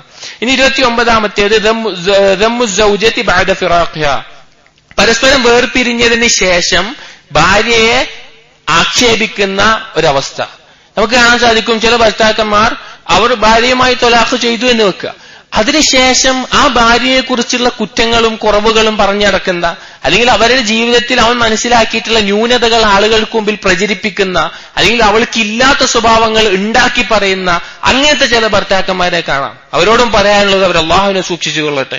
വലിയ അപകടമാണ് അവർ ചെയ്യുന്നത്, വലിയ അബദ്ധമാണ് അവർ ചെയ്യുന്നത്. അപ്പോൾ ഇനി എന്തെങ്കിലും കാരണങ്ങളാൽ ത്വലാഖിലേക്ക് എത്തുന്ന ഒരു അവസ്ഥയിൽ ഒരിക്കലും ഭാര്യയെ കുറിച്ച് അനാവശ്യങ്ങൾ പറയുന്ന ചിലപ്പോൾ മക്കളുള്ളവരുണ്ടാവും. മക്കളുള്ളവർ ത്വലാഖായി കഴിഞ്ഞാൽ മക്കളോട് ഉമ്മാനെ പറ്റി മോശമായ രീതിയിൽ പറഞ്ഞു കൊടുക്കുക എന്നുള്ളത്, ഉമ്മാന്റെ ന്യൂനതകളെ പറ്റി ഉമ്മാനോട് വെറുപ്പുണ്ടാക്കുന്ന രീതിയിൽ, ഉമ്മാനെ തിരിഞ്ഞു നോക്കാൻ പറ്റാത്തത്ര രീതിയിൽ മക്കളുടെ മനസ്സിൽ വെറുപ്പുണ്ടാക്കി കൊടുക്കുന്ന അവസ്ഥ, അതും ഭർത്താക്കന്മാർ ശ്രദ്ധിക്കേണ്ട കാര്യമാണ്. ഇനി 29-ാമത്തേത് ഇളാഅത്തുൽ ഔലാദ് ബഅദ ത്വലാഖി സൗജ, ഭാര്യയെ ത്വലാഖ് ചെയ്തതിന് ശേഷം മക്കളുള്ളവരുണ്ടാവും. ആ മക്കളെ പാഴാക്കി കളയാതെ, മക്കളെ ശ്രദ്ധിക്കാതിരിക്കുന്ന ഒരവസ്ഥ. ഇവിടെ മനസ്സിലാക്കേണ്ടത്, അള്ളാഹു സുബ്ഹാനഹു വ തആല നമ്മുടെയൊക്കെ ദാമ്പത്യ ജീവിതം ഏറ്റവും നല്ല രീതിയിലാക്കി തരട്ടെ, ത്വലാഖിലേക്കൊന്നും എത്താതെ ഏറ്റവും നല്ല രീതിയിലാക്കി തരട്ടെ. നമ്മളത് പറയുമ്പോൾ അതിന്റെ കാര്യങ്ങൾ പറയുന്നു എന്ന് മാത്രം. ഇവിടെ മക്കളുള്ളപ്പോൾ ത്വലാഖാവുന്ന ഈ അവസ്ഥയിൽ ചില ഭർത്താക്കന്മാർ അവര് ത്വലാഖ് ചെയ്തിട്ടുണ്ടാവും. പക്ഷെ നമ്മൾ മനസ്സിലാക്കേണ്ടത്, നമ്മുടെ മക്കളുമായിട്ടുള്ള ബന്ധം അത് ത്വലാഖ് ചെയ്യാൻ പറ്റൂല, അത് ഒഴിവാക്കാൻ പറ്റൂല. എന്തൊക്കെയായാലും മക്കള് തന്നെയാണ്. ആ മക്കൾക്ക് ആവശ്യമായ കാര്യങ്ങൾ ചെലവിന് നൽകാത്ത, അല്ലെങ്കിൽ അവർക്ക് ആവശ്യമായ തർബിയത്ത് നൽകാത്ത അവസ്ഥയിൽ ചില ഭർത്താക്കന്മാർ കാണാം. അവരുടെ ഭർത്താക്കന്മാരുടെ വാശി, ഭാര്യയോടുള്ള ദേഷ്യം, അതവര് തീർക്കുക ഇങ്ങനെയായിരിക്കും. അവിടെ പാഴായി പോകുന്നത് മക്കളാണ്. ഒരു നല്ല ഭാവിയാണ് മക്കൾക്ക് നശിച്ചു പോകുന്നത്. അത് നമ്മൾ വളരെ ശ്രദ്ധിക്കേണ്ട ഒരു വിഷയമാണ്. ഞാൻ പറയുന്നത്, നമ്മള് ഇത് കേൾക്കുന്നവർ അങ്ങനെ അവസ്ഥയിലുള്ളവരുണ്ടെങ്കിൽ, അല്ലെങ്കിൽ അങ്ങനെ അവസ്ഥയിൽ അള്ളാഹ് നമ്മളെ പരീക്ഷിക്കുകയാണെങ്കിൽ നാം എടുക്കേണ്ട നിലപാടാണ് എല്ലാ സമയത്തും ഒരു ഇഹ്സാൻ, ഏറ്റവും നല്ല അവസ്ഥയിലായിരിക്കണം ഒരു മുഅ്മിന്റെ നിലപാടുകൾ ഉണ്ടാവേണ്ടത്. ഇവിടെ ചില ഭർത്താക്കന്മാര് ഉമ്മാന്റെ അടുത്ത് നിന്നാലാവും ആ കുട്ടിക്ക് നല്ല തർബിയത്തും നല്ല അവസ്ഥകളൊക്കെ ഉണ്ടാവുക. പക്ഷേ അവന്റെ വാശി കാരണവും ഒക്കെ അവരിൽ നിന്ന് പിടിച്ചെടുക്കുന്ന അവസ്ഥ നമുക്ക് കാണാൻ സാധിക്കും. അല്ലെങ്കിൽ മറ്റു പല രീതികൾ. ഇവിടെ ഫിഖ്ഹിന്റെ ഉലമാക്കൾ ത്വലാഖ് ചെയ്യുമ്പോൾ കുട്ടികളുടെ അവകാശം ആർക്കാണ് എന്നുള്ളതൊക്കെ ചില ഹദീസുകൾ, ഒരു ഹദീസ് നമുക്ക് കാണാം. റസൂലുള്ളാഹി സ്വല്ലല്ലാഹു അലൈഹി വസല്ലമയുടെ അടുക്കൽ ഒരു സ്ത്രീ വന്ന് പറഞ്ഞു, യാ റസൂലല്ലാഹ്, ഇന്ന ബനി ഹാദാ ബത്നി ലഹു വിആ വഹിജ്രി ലഹു ഹിവാ വസദി ലഹു സിഖാൻ വസഅമ അബൂഹു അന്നഹു യൻസഉഹു മിന്നി. എന്റെ മകന് എന്റെ വയറ് അവന്റെ താമസ സ്ഥലമായിരുന്നു, ഗർഭപാത്രം. അതുപോലെ തന്നെ എന്റെ മടിത്തട്ട് അവന്റെ താമസിക്കാനുള്ള ഒരു സ്ഥലമായിരുന്നു, എന്റെ മടിത്തട്ട്. അതുപോലെ എന്റെ മാറിൽ നിന്ന് പാല് കുടിച്ചിട്ടാണ് അവൻ വളർന്നത്. ഇപ്പൊ എന്റെ ഭർത്താവ് എന്നെ ത്വലാഖ് ചെയ്യുമ്പോ ഇവനെ എന്നിൽ നിന്ന് അകറ്റാൻ ശ്രമിക്കുന്നു എന്ന് പറഞ്ഞു. അപ്പൊ റസൂലുള്ളാഹി സ്വല്ലല്ലാഹു അലൈഹി വസല്ലം പറഞ്ഞു, അൻതി അഹഖു ബിഹി മാ ലം തൻകിഹി, നീ വേറെ വിവാഹം കഴിച്ചിട്ടില്ല എങ്കിൽ ആ കുട്ടിയുടെ മേലെ, അഥവാ ചെറിയ കുട്ടിയുടെ മേലെ അവകാശം നിനക്കാണ് എന്ന് പറഞ്ഞു. മറ്റൊരിക്കൽ അബൂ ഹുറൈറ റളിയല്ലാഹു അൻഹു പറയുന്നുണ്ട്, ഖയ്യറ ഗുലാമൻ ബൈന അബീഹി വ ഉമ്മിഹി, മുമയ്യിസായ വകതിരിവെത്തിയ മക്കളുടെ വിഷയത്തിൽ റസൂലുള്ളാഹി സ്വല്ലല്ലാഹു അലൈഹി വസല്ലം തെരഞ്ഞെടുക്കാൻ അവകാശം കൊടുത്തു, ഉമ്മാന്റെ അടുത്തേക്കാണോ ഉപ്പാന്റെ അടുത്തേക്കാണോ എന്നുള്ളത്. ഇതും പല സാഹചര്യങ്ങളിൽ പല രീതിയിൽ മാറും. ഉപ്പാന്റെ ഒപ്പമാണോ ഉമ്മാന്റെ ഒപ്പമാണോ, ദീനിയായിട്ടും അല്ലാത്ത രീതിയിലും നല്ല രീതിയിൽ വളരാനുള്ള സാഹചര്യങ്ങൾ, അതുപോലെ ഓരോ വിഷയവും ഇത് ഓരോ സാഹചര്യത്തിൽ മാറും. അതുകൊണ്ട് നമ്മൾ അത് കൂടുതൽ പറയുന്നില്ല. നമ്മൾ എന്തായാലും ഇവിടെ വിഷയം എന്താണെന്ന് വെച്ച് കഴിഞ്ഞാൽ, നമ്മുടെ മക്കൾ അത് നമ്മുടെ മക്കൾ തന്നെയാണ്, ഭാര്യയെ ത്വലാഖ് ചെയ്താലും എന്തായിരുന്നാലും. അതുകൊണ്ട് ആ മക്കളോടുള്ള കടമ, അവർക്കുള്ള ചെലവിനുള്ളത്, അതുപോലെ അവരെ വളർത്തുന്ന രീതിയിൽ അവർക്ക് തർബിയത്ത്, ഈ കാര്യങ്ങൾ ശ്രദ്ധ വേണം എന്നുള്ളത്. 30-ാമത്തെ ഖില്ലത്തുൽ വഫാഇ ലിസ്സൗജത്തി, ഭാര്യയോടുള്ള വഫായിലുള്ള കുറവ്. വഫാഇ എന്നുള്ള പദത്തിന് മലയാളം ഒരു ഒറ്റവാക്ക്, അതിന് കുറെ അന്വേഷിച്ചും തെരഞ്ഞൊക്കെ നോക്കി അതിനൊരു യഥാർത്ഥ വാക്ക്. കാരണം വഫാ എന്നുള്ള വാക്കുകൊണ്ട് നമുക്ക് മനസ്സിൽ വരുന്ന ആശയത്തെ പറയാനുള്ള വാക്ക്. വിശ്വാസ്യത എന്നോ കൂറ് എന്നോ അടുപ്പമെന്നോ സ്നേഹമെന്നോ പ്രണയമെന്നോ എന്താണത് യോജിച്ചത് എന്ന് നമുക്ക് ഉദാഹരണം പറയുമ്പോൾ മനസ്സിലാവും. ഇവിടെ ഭർത്താക്കന്മാർക്ക് ഭാര്യമാരോട് ഉണ്ടാകേണ്ട വഫ, അതായത് ഒരു കൂറ്, ഒരു സ്നേഹം, ഹൃദയത്തിൽ തട്ടിയുണ്ടാവുന്ന ഒരു സ്നേഹം. പലപ്പോഴും ഇന്നത്തെ ദാമ്പത്യ ജീവിതം എന്ന് പറഞ്ഞാൽ അഭിനയമാണ്. ഭർത്താവായിട്ട് അഭിനയിക്കുക, ഭാര്യയായിട്ട് അഭിനയിക്കുക. മനസ്സിൽ തട്ടിയുള്ള സ്നേഹവും ആ ഒരു കൂറും ഒരു ബന്ധവും പലർക്കും നഷ്ടപ്പെട്ടിരിക്കുന്നു. അത് അവർ മരണപ്പെട്ടാലും നമ്മുടെ ഹൃദയത്തിൽ ഉണ്ടാകുന്ന ആ ഒരു സ്നേഹമാണ്. ഒരു കരാറിലായിരിക്കുമ്പോൾ, വിവാഹം ഒരു കരാറാണ്.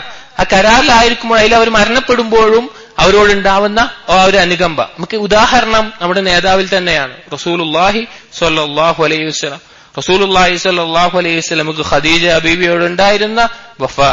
എത്രയോ ഹദീസുകൾ ആയിഷ റളിയല്ലാഹു അൻഹ പറയുന്നുണ്ട്, മാ ഗിർതു അലാ ഇംറഅത്തിൻ മാ ഗിർതു അലാ ഖദീജ. ഖദീജയോടുള്ളതുപോലെ ഒരു സ്ത്രീയോടും എനിക്ക് ഗീറത്ത് ഉണ്ടായിട്ടില്ല, അഥവാ അസൂയ ഉണ്ടായിട്ടില്ല. കാരണം മിൻ കസറത്തി ദിക്രി റസൂലില്ലാഹി സ്വല്ലല്ലാഹു അലൈഹി വസല്ലം ഇയ്യാഹ.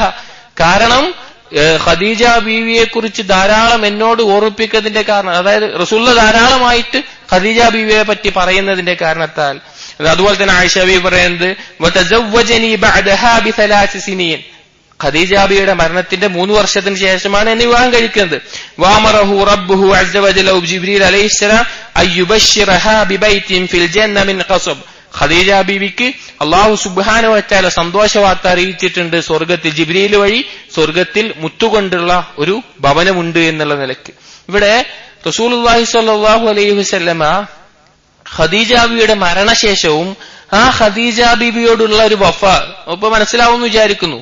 ആ ഒരു അടുപ്പം, ഒരു സ്നേഹം, ഒരു കൂറ് അത് നിലനിന്നിരുന്നു എന്നുള്ളതാണ്. മറ്റൊരു ഹദീസിൽ കാണാം, ആയിഷ ബീവി പറയുകയാണ്, മാ ഗിർതു അലാ അഹദിൻ മിൻ നിസാഇ നബി സ്വല്ലല്ലാഹു അലൈഹി വസല്ലം മാ ഗിർതു അലാ ഖദീജ. ഖദീജയോടുള്ളതുപോലെ മറ്റൊരു ഭാര്യയോടും എനിക്ക് എന്തുണ്ടായിട്ടില്ല, ഒരു ഗീറത്ത് ഉണ്ടായിട്ടില്ല. വമാ റഅയ്തുഹ, ഞാൻ അവരെ കണ്ടിട്ടില്ല, ഖദീജ ബീവിയെ ഞാൻ കണ്ടിട്ടില്ല. വലാകിൻ കാന നബി സ്വല്ലല്ലാഹു അലൈഹി വസല്ലം യുക്സിറു ദിക്റഹ. റസൂലുള്ള ധാരാളമായിട്ട് ഓർക്കാറുണ്ടായിരുന്നു ഖദീജ ബീവി എന്നുള്ളത്. വറുബ്ബമാ ദബഹ അശ്ശാത ثم يقطعها أعضاء ثم يبعثها في صدائق ഖദീജ. ഇടക്ക് ആടിനെ കറക്കുമ്പോ അതിന്റെ ഭാഗങ്ങൾ റസൂലുള്ളാഹി സ്വല്ലല്ലാഹു അലൈഹി വസല്ലമ ഖദീജ ബീവിയുടെ കൂട്ടുകാരികൾക്ക് കൊടുത്തയക്കുമായിരുന്നു. ഖദീജ ബീവിയുടെ സ്നേഹം. ഫറുബ്ബമാ ഖുൽതു ലഹു, അങ്ങനെ ഞാന് ആയിഷ ബീവി പറയാണ്, ഞാൻ റസൂലിനോട് ചോദിക്കാറുണ്ടായിരുന്നു, കഅന്നഹു ലം യകുൻ ഫിദ്ദുനിയ ഇംറഅത്തുൻ ഇല്ലാ ഖദീജ. ഖദീജ ഇല്ലാത്ത ഒരു സ്ത്രീയും ദുനിയാവിലില്ലേ? ഖദീജ ഇല്ലാത്ത ഒരു സ്ത്രീയും ദുനിയാവിലില്ലേ? മറ്റേ ഹദീസിൽ കാണാം, നിങ്ങൾക്ക് ഖദീജ വയസ്സായ പല്ല് കൊഴിഞ്ഞ ആ സ്ത്രീയേക്കാൾ നല്ല എന്നെ പോലുള്ള ചെറുപ്പക്കാരികളെ അള്ളാഹു തന്നിട്ടില്ലേ? അപ്പൊ റസൂലുള്ളാഹി സ്വല്ലല്ലാഹു അലൈഹി വസല്ലം പറയാണ്, ഇന്നഹാ കാനത് വകാനത് വകാന ലീ മിൻഹാ വലദുൻ. റസൂലുള്ളാഹിന്റെ ഖദീജ ബീവിയുടെ വഫ ഈ വരികളിൽ നമുക്ക് മനസ്സിലാക്കാൻ സാധിക്കും. ഇന്നഹാ കാനത് വകാനത്, അവരങ്ങനെയായിരുന്നു. ആ സ്നേഹമാണ്, ഭാര്യയോടുള്ള സ്നേഹം. അവരങ്ങനെയായിരുന്നു. അവര് വഴിയാണ് എനിക്ക് അല്ലാഹു തആല മക്കളെ തന്നത്. അപ്പൊ റസൂലുള്ളാഹി സ്വല്ലല്ലാഹു അലൈഹി വസല്ലമക്ക് ഖദീജ ബീവിയോടുള്ള സ്നേഹം എത്രയായിരുന്നു? ഒരിക്കൽ റസൂലുള്ളാഹി സ്വല്ലല്ലാഹു അലൈഹി വസല്ലമയുടെ അടുക്കലേക്ക് ഖദീജ ബീവിയുടെ സഹോദരി ഹാലത്ത് ബിൻത് ഖുവൈലിദ് അനുവാദം ചോദിച്ചു വരികയാണ്. ആ അനുവാദം ചോദിച്ചു വരുന്ന സമയത്ത് ഫഅറഫ ഇസ്തിഇദാന ഖദീജ, റസൂലുള്ളാഹിക്ക് പെട്ടെന്ന് ഖദീജ ബീവി അനുവാദം ചോദിക്കുന്ന പോലെ തോന്നി. ഖദീജ ബീവിയുടെ അനിയത്തി സഹോദരി അനുവാദം ചോദിച്ചപ്പോ ഖദീജ ബീവി ചോദിക്കുന്ന പോലെ തോന്നി. അപ്പൊ റസൂലുള്ളാഹി പറഞ്ഞു, അല്ലാഹുമ്മ ഹാല, അത് ഹാലയാണല്ലോ. ആയിഷ ബീവി പറയാൻ, എനിക്ക് ഖൈറത്ത് വന്നു, എനിക്ക് അസൂയ വന്നു ഖദീജ ബീവിയോട്. ഇതാണ് വഫ എന്ന് പറഞ്ഞാൽ. അപ്പൊ അതിന്റെ ആശയം നിങ്ങൾക്ക് മനസ്സിലായിണ്ടാവും എന്ന് വിചാരിക്കുന്നു. ഭാര്യയോട് ഉണ്ടാവേണ്ട വഫ. ദാമ്പത്യ ജീവിതം സഹോദരങ്ങളെ വളരെയധികം ആസ്വദിക്കാൻ പറ്റും. ദുനിയാവിലെ ആസ്വാദനങ്ങളിൽ, ദുനിയാവിൽ ഒരാളോട് നമുക്കുണ്ടാവുന്ന സ്നേഹത്തിൽ ഇതിലും വലുതൊന്നില്ല. പക്ഷെ നമുക്ക് പലർക്കും അതിന് സാധിക്കുന്നില്ല എന്നുള്ളത് ആ വിഷയത്തെക്കുറിച്ച് അല്ലെങ്കിൽ ഇതുപോലെയുള്ള ഓരോ കാര്യങ്ങളെ കുറിച്ച് അറിവില്ലായ്മയാണ്. ഇതിന് ഖദീജ ബീവിയുടെ ഗുണങ്ങൾ വേറെയുണ്ട്, അത് ഇൻഷാ അല്ലാഹ് നമ്മൾ പറയും. ഖദീജ ബീവിയുടെ ഗുണങ്ങൾ ഉള്ളത് കൊണ്ടാണ് റസൂലുള്ളാഹി സ്വല്ലല്ലാഹു അലൈഹി വസല്ലമക്ക് ഇത്രത്തോളം അത് ഖൽബിലുള്ളത്. അപ്പൊ നമ്മൾ ആസ്വദിക്കേണ്ട ഏറ്റവും വലിയ അല്ലാഹു തആല നൽകിയ നിഅമത്ത് സിവാജ്, ഇതുപോലെ ഈ ശൈഖിന്റെ തന്നെ വേറെ കിതാബ് വിവാഹം എന്ന നിഅമത്ത്, അതിനെ മനസ്സിലാക്കാൻ, അതിനെ കുറിച്ചുള്ള യഥാർത്ഥ ഫഹ്മ് നമുക്ക് നഷ്ടപ്പെടുന്നു എന്നുള്ളത് കൊണ്ടാണ് ഇത് ലഭിക്കാത്തത്. ഇൻഷാ അല്ലാഹ് ഇനി അവസാനത്തേത് 32-ാമത്തേത് മിൻ അഖ്താഇൽ അസ്വാജ് എന്നുള്ളതിൽ അവസാനത്തെ വിഷയം ഖില്ലത്തുൽ ഖനാഅതി വതതല്ലുഉ ഇലാ ഗൈരി സൗജ. തനിക്ക് ലഭിച്ച കാര്യത്തിൽ തനിക്ക് ലഭിച്ച ഇണയിൽ സംതൃപ്തിയുടെ കുറവും മറ്റുള്ള ഭാര്യയല്ലാത്ത മറ്റുള്ളവരിലേക്കുള്ള നോക്കൽ. അത് നോക്കൽ എന്ന് പറഞ്ഞാൽ പിന്നെ അവരിലേക്ക് പ്രതീക്ഷിക്കുക. അതായത് തന്റെ ഭാര്യ പോരാ, വേറെയുള്ള സ്ത്രീകൾ വേണമെന്നുള്ള നിലയ്ക്ക് ഒരു ചിന്ത. ഈ വിഷയം പറയുമ്പോൾ ഇന്നത്തെ കാലത്ത് നാം ഏറ്റവും അധികം അഭിമുഖീകരിക്കുന്ന ദാമ്പത്യ ജീവിത പ്രശ്നങ്ങളാണ് അവിഹിത ബന്ധങ്ങൾ എന്നുള്ളത്. വളരെയധികം അധികരിച്ചു വരുന്ന, കാരണം ഇന്നത്തെ സൗകര്യങ്ങൾ അങ്ങനെയാണ്. ആധുനിക കാലത്തെ സൗകര്യങ്ങൾ അങ്ങനെയാണ്. നാം പറഞ്ഞതുപോലെ ഒരു മിക്സ്ഡ് എഡ്യൂക്കേഷൻ വിദ്യാഭ്യാസം കഴിഞ്ഞു വരുന്ന, അല്ലെങ്കിൽ ജോലി സ്ഥലങ്ങളിൽ, അല്ലെങ്കിൽ നമ്മുടെ സോഷ്യൽ മീഡിയകളിൽ, അങ്ങനെ പല മേഖലകളിൽ അവിഹിത ബന്ധങ്ങൾക്കുള്ള സാധ്യത വളരെ കൂടുതലാണ്. ഇവിടെ ഭർത്താക്കന്മാർ മനസ്സിലാക്കേണ്ട ഈ വിഷയം എന്ന് പറഞ്ഞാൽ, അവനിക്ക് അല്ലാഹു തആല തന്നതിലുള്ള സംതൃപ്തിയുടെ കുറവും മറ്റുള്ള ഇന്റെ ഭാര്യ അല്ലാതെ മറ്റുള്ളവർക്ക് നോക്കണം. ഇവിടെ ഭർത്താക്കന്മാർ മനസ്സിലാക്കേണ്ട കാര്യം എന്താ അറിയോ? നമ്മൾ ഈ വിവാഹം കഴിച്ചാൽ നമ്മുടെ ഭാര്യയായിട്ട് നമ്മളിലേക്ക് വന്നു കഴിഞ്ഞാൽ പിന്നെ നമ്മുടെ ഭാര്യനേക്കാൾ സൗന്ദര്യം കുറവുള്ള പെണ്ണുങ്ങളെ കണ്ടാലും നമുക്ക് തോന്നുന്നറിയോ? എന്താ തോന്നുന്നറിയോ? എന്റെ ഭാര്യനേക്കാളും സൗന്ദര്യമുണ്ട്. അത് ശൈത്താനിയത്താണ്, അത് അവന്റെ ശഹവത്താണ്. ശൈത്താൻ അങ്ങനെ തോന്നിക്കുള്ളൂ. അവന്റെ ഭാര്യ വിവാഹം കഴിക്കുന്നതിന് മുമ്പ് വരെ കണ്ടാൽ അവന് തോന്നുന്ന പ്രത്യേകമായിട്ടുള്ള ഒരു ആഗ്രഹവും ഒരു ഇഷ്ട വിവാഹം കഴിഞ്ഞാൽ പെടുപ്പൂ. കാരണം എന്താണെന്ന് വെച്ച് കഴിഞ്ഞാൽ അവിടെ ശൈത്താൻ ഇവരെ പഴപ്പിക്കാനുള്ള പ്രത്യേകമായിട്ടുള്ള ശൈത്താൻ അലങ്കാരം കാണിപ്പിക്കും. അതേ സമയത്ത് നമ്മൾ മനസ്സിലാക്കേണ്ടത്, നമ്മൾ പുറത്ത് കാണുന്നതിൽ നിന്ന് എത്രയോ വ്യത്യസ്തമായിരിക്കും അവരുടെ ജീവിതം. പല ആളുകൾക്കും അവരുടെ ദാമ്പത്യ ജീവിതം, അവരുടെ ഭാര്യയെക്കുറിച്ചുള്ള ചിന്തയും തന്റെ കൂട്ടുകാരുടെ ദാമ്പത്യ ജീവിതം വെച്ചിട്ട് ഇങ്ങനെ ആലോചിക്കും. എന്റെ ഭാര്യ എന്തെങ്ങനെ ആകെ പറഞ്ഞനുസരിക്കൂല, അല്ലെങ്കിൽ ദീനിയായിട്ട് അങ്ങനെ, അല്ലെങ്കിൽ മറ്റേതങ്ങനെ, അവന്റെ ഭാര്യ കണ്ടില്ലേ നല്ല രീതിയിൽ, അല്ലെങ്കിൽ ഇപ്പുറത്ത് വേറൊരു അവന്റെ ഭാര്യ അങ്ങനെയാണല്ലോ, എന്റെ ഭാര്യ എന്തെങ്ങനെ, ഫുള്ള് പരസ്പരം കമ്പയർ ചെയ്യുന്ന അവസ്ഥയായിരിക്കും. സോ അതിന് അവരുടെ ഇടയിൽ നടക്കുന്ന എന്താ നമുക്ക് അറിയില്ല. നമ്മുടെ ഭാര്യയ്ക്ക് ഉണ്ടാവുന്ന നന്മകൾ ചിലപ്പോൾ അവിടെ ഉണ്ടാവൂല. നമ്മുടെ ഭാര്യയ്ക്ക് ഉണ്ടാവുന്ന തിന്മകളേക്കാൾ വലിയ തിന്മകളായിരിക്കും അപ്പുറത്ത്. പലപ്പോഴും നമ്മൾ അതിനെ കുറിച്ച് ആലോചിച്ച് ചിന്തിച്ച്, ഭർത്താക്കന്മാരുടെ വലിയ അബദ്ധമാണത്. ഭർത്താക്കന്മാർ മനസ്സിലാക്കേണ്ട, അല്ലാഹു സുബ്ഹാനഹു വ തആല നമുക്ക് തെരഞ്ഞെടുത്ത് തന്നതിൽ നമ്മൾക്ക് നമുക്ക് സംതൃപ്തി ഉണ്ടായാൽ അല്ലാഹു തആല അതിൽ ബറക്കത്ത് ചൊരിയും. അതുകൊണ്ട് ഈ കാര്യം വളരെ ശ്രദ്ധിക്കണം. ഈ ഒരു ചിന്ത വന്നു കയറിയാൽ പിന്നെ ശൈത്വാൻ അവരെ പഴപ്പിക്കാൻ എളുപ്പമാണ്. ഞാൻ പറഞ്ഞല്ലോ, ഇന്ന് സോഷ്യൽ മീഡിയകളിലും അല്ലാതെ ജോലി സ്ഥലങ്ങളിലോ സമൂഹത്തിലോ ബന്ധപ്പെടുന്ന സ്ത്രീകളുമായിട്ട് പെട്ടെന്ന് നമ്മൾ ആ മര്യാദകളെല്ലാം പ്രത്യേകം ശ്രദ്ധിക്കണം. പെട്ടെന്ന് അവിഹിത ബന്ധങ്ങൾ തുടങ്ങാനും അത് ചെന്ന് കൊണ്ടെത്തിക്കുന്ന പര്യവസാനം വളരെ മോശമായിരിക്കും, വളരെ അപകടം നിറഞ്ഞായിരിക്കും ദുനിയാവിലും പരലോകത്തും. ഈ വിഷയത്തിൽ നമ്മൾ പാലിക്കേണ്ട ചില കാര്യങ്ങൾ, ഈ ഒരു അപകടം വരാതിരിക്കാൻ നാം ശ്രദ്ധിക്കേണ്ട ചില കാര്യങ്ങൾ ശൈഖ് പറയുന്നുണ്ട്. ഒന്നാമത്തേത് തഖ്വല്ലാഹ്, അള്ളാഹുവിൽ തഖ്വ ഉണ്ടാവുക, അള്ളാഹുവിനെ സൂക്ഷിക്കുക. അള്ളാഹു തആല ഹറാമാക്കിയ കാര്യങ്ങളിൽ നിന്ന് മാറി അള്ളാഹു തആല അനുവദീയമാക്കപ്പെട്ടതിൽ തൃപ്തി അടയുക. ആ തൃപ്തി അടയുക എന്നുള്ളത് അത് വളരെയധികം ശ്രദ്ധിക്കേണ്ട വിഷയമാണ്.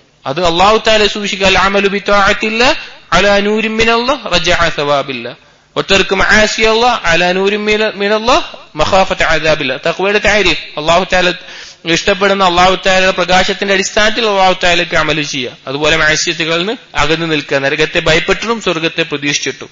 ഇവിടെ വിവാഹ ജീവിതത്തിന് ശേഷമാവട്ടെ മുൻപാവട്ടെ യുവാക്കളോട് പറയാനുള്ളത്, നിങ്ങൾക്ക് ചിലപ്പോൾ മുൻപുണ്ടായിട്ടുണ്ടാകാം, നമ്മൾക്ക് അറിവില്ലാത്ത കാലത്ത് ചില അവിഹിത ബന്ധങ്ങൾ ഉണ്ടായിട്ടുണ്ടാകാം, പല രീതിയിലുള്ള പ്രശ്നങ്ങൾ ഉണ്ടായിട്ടുണ്ടാവാം. എന്നാൽ നമ്മൾക്ക് ദീൻ ലഭിച്ചതിന് ശേഷം, വിവാഹത്തിന് ശേഷം ശൈത്വാൻ വലിയ തന്ത്രമാണ് ഇന്ന് വിവാഹബന്ധങ്ങൾ നടക്കുന്നത്. ആ യുവാക്കളെ ഓർമ്മിപ്പിക്കും, പഴയ കാര്യങ്ങൾ ഓർമ്മിപ്പിക്കും, സ്ത്രീകളെ പഴയ കാര്യങ്ങൾ ഓർമ്മിപ്പിക്കും.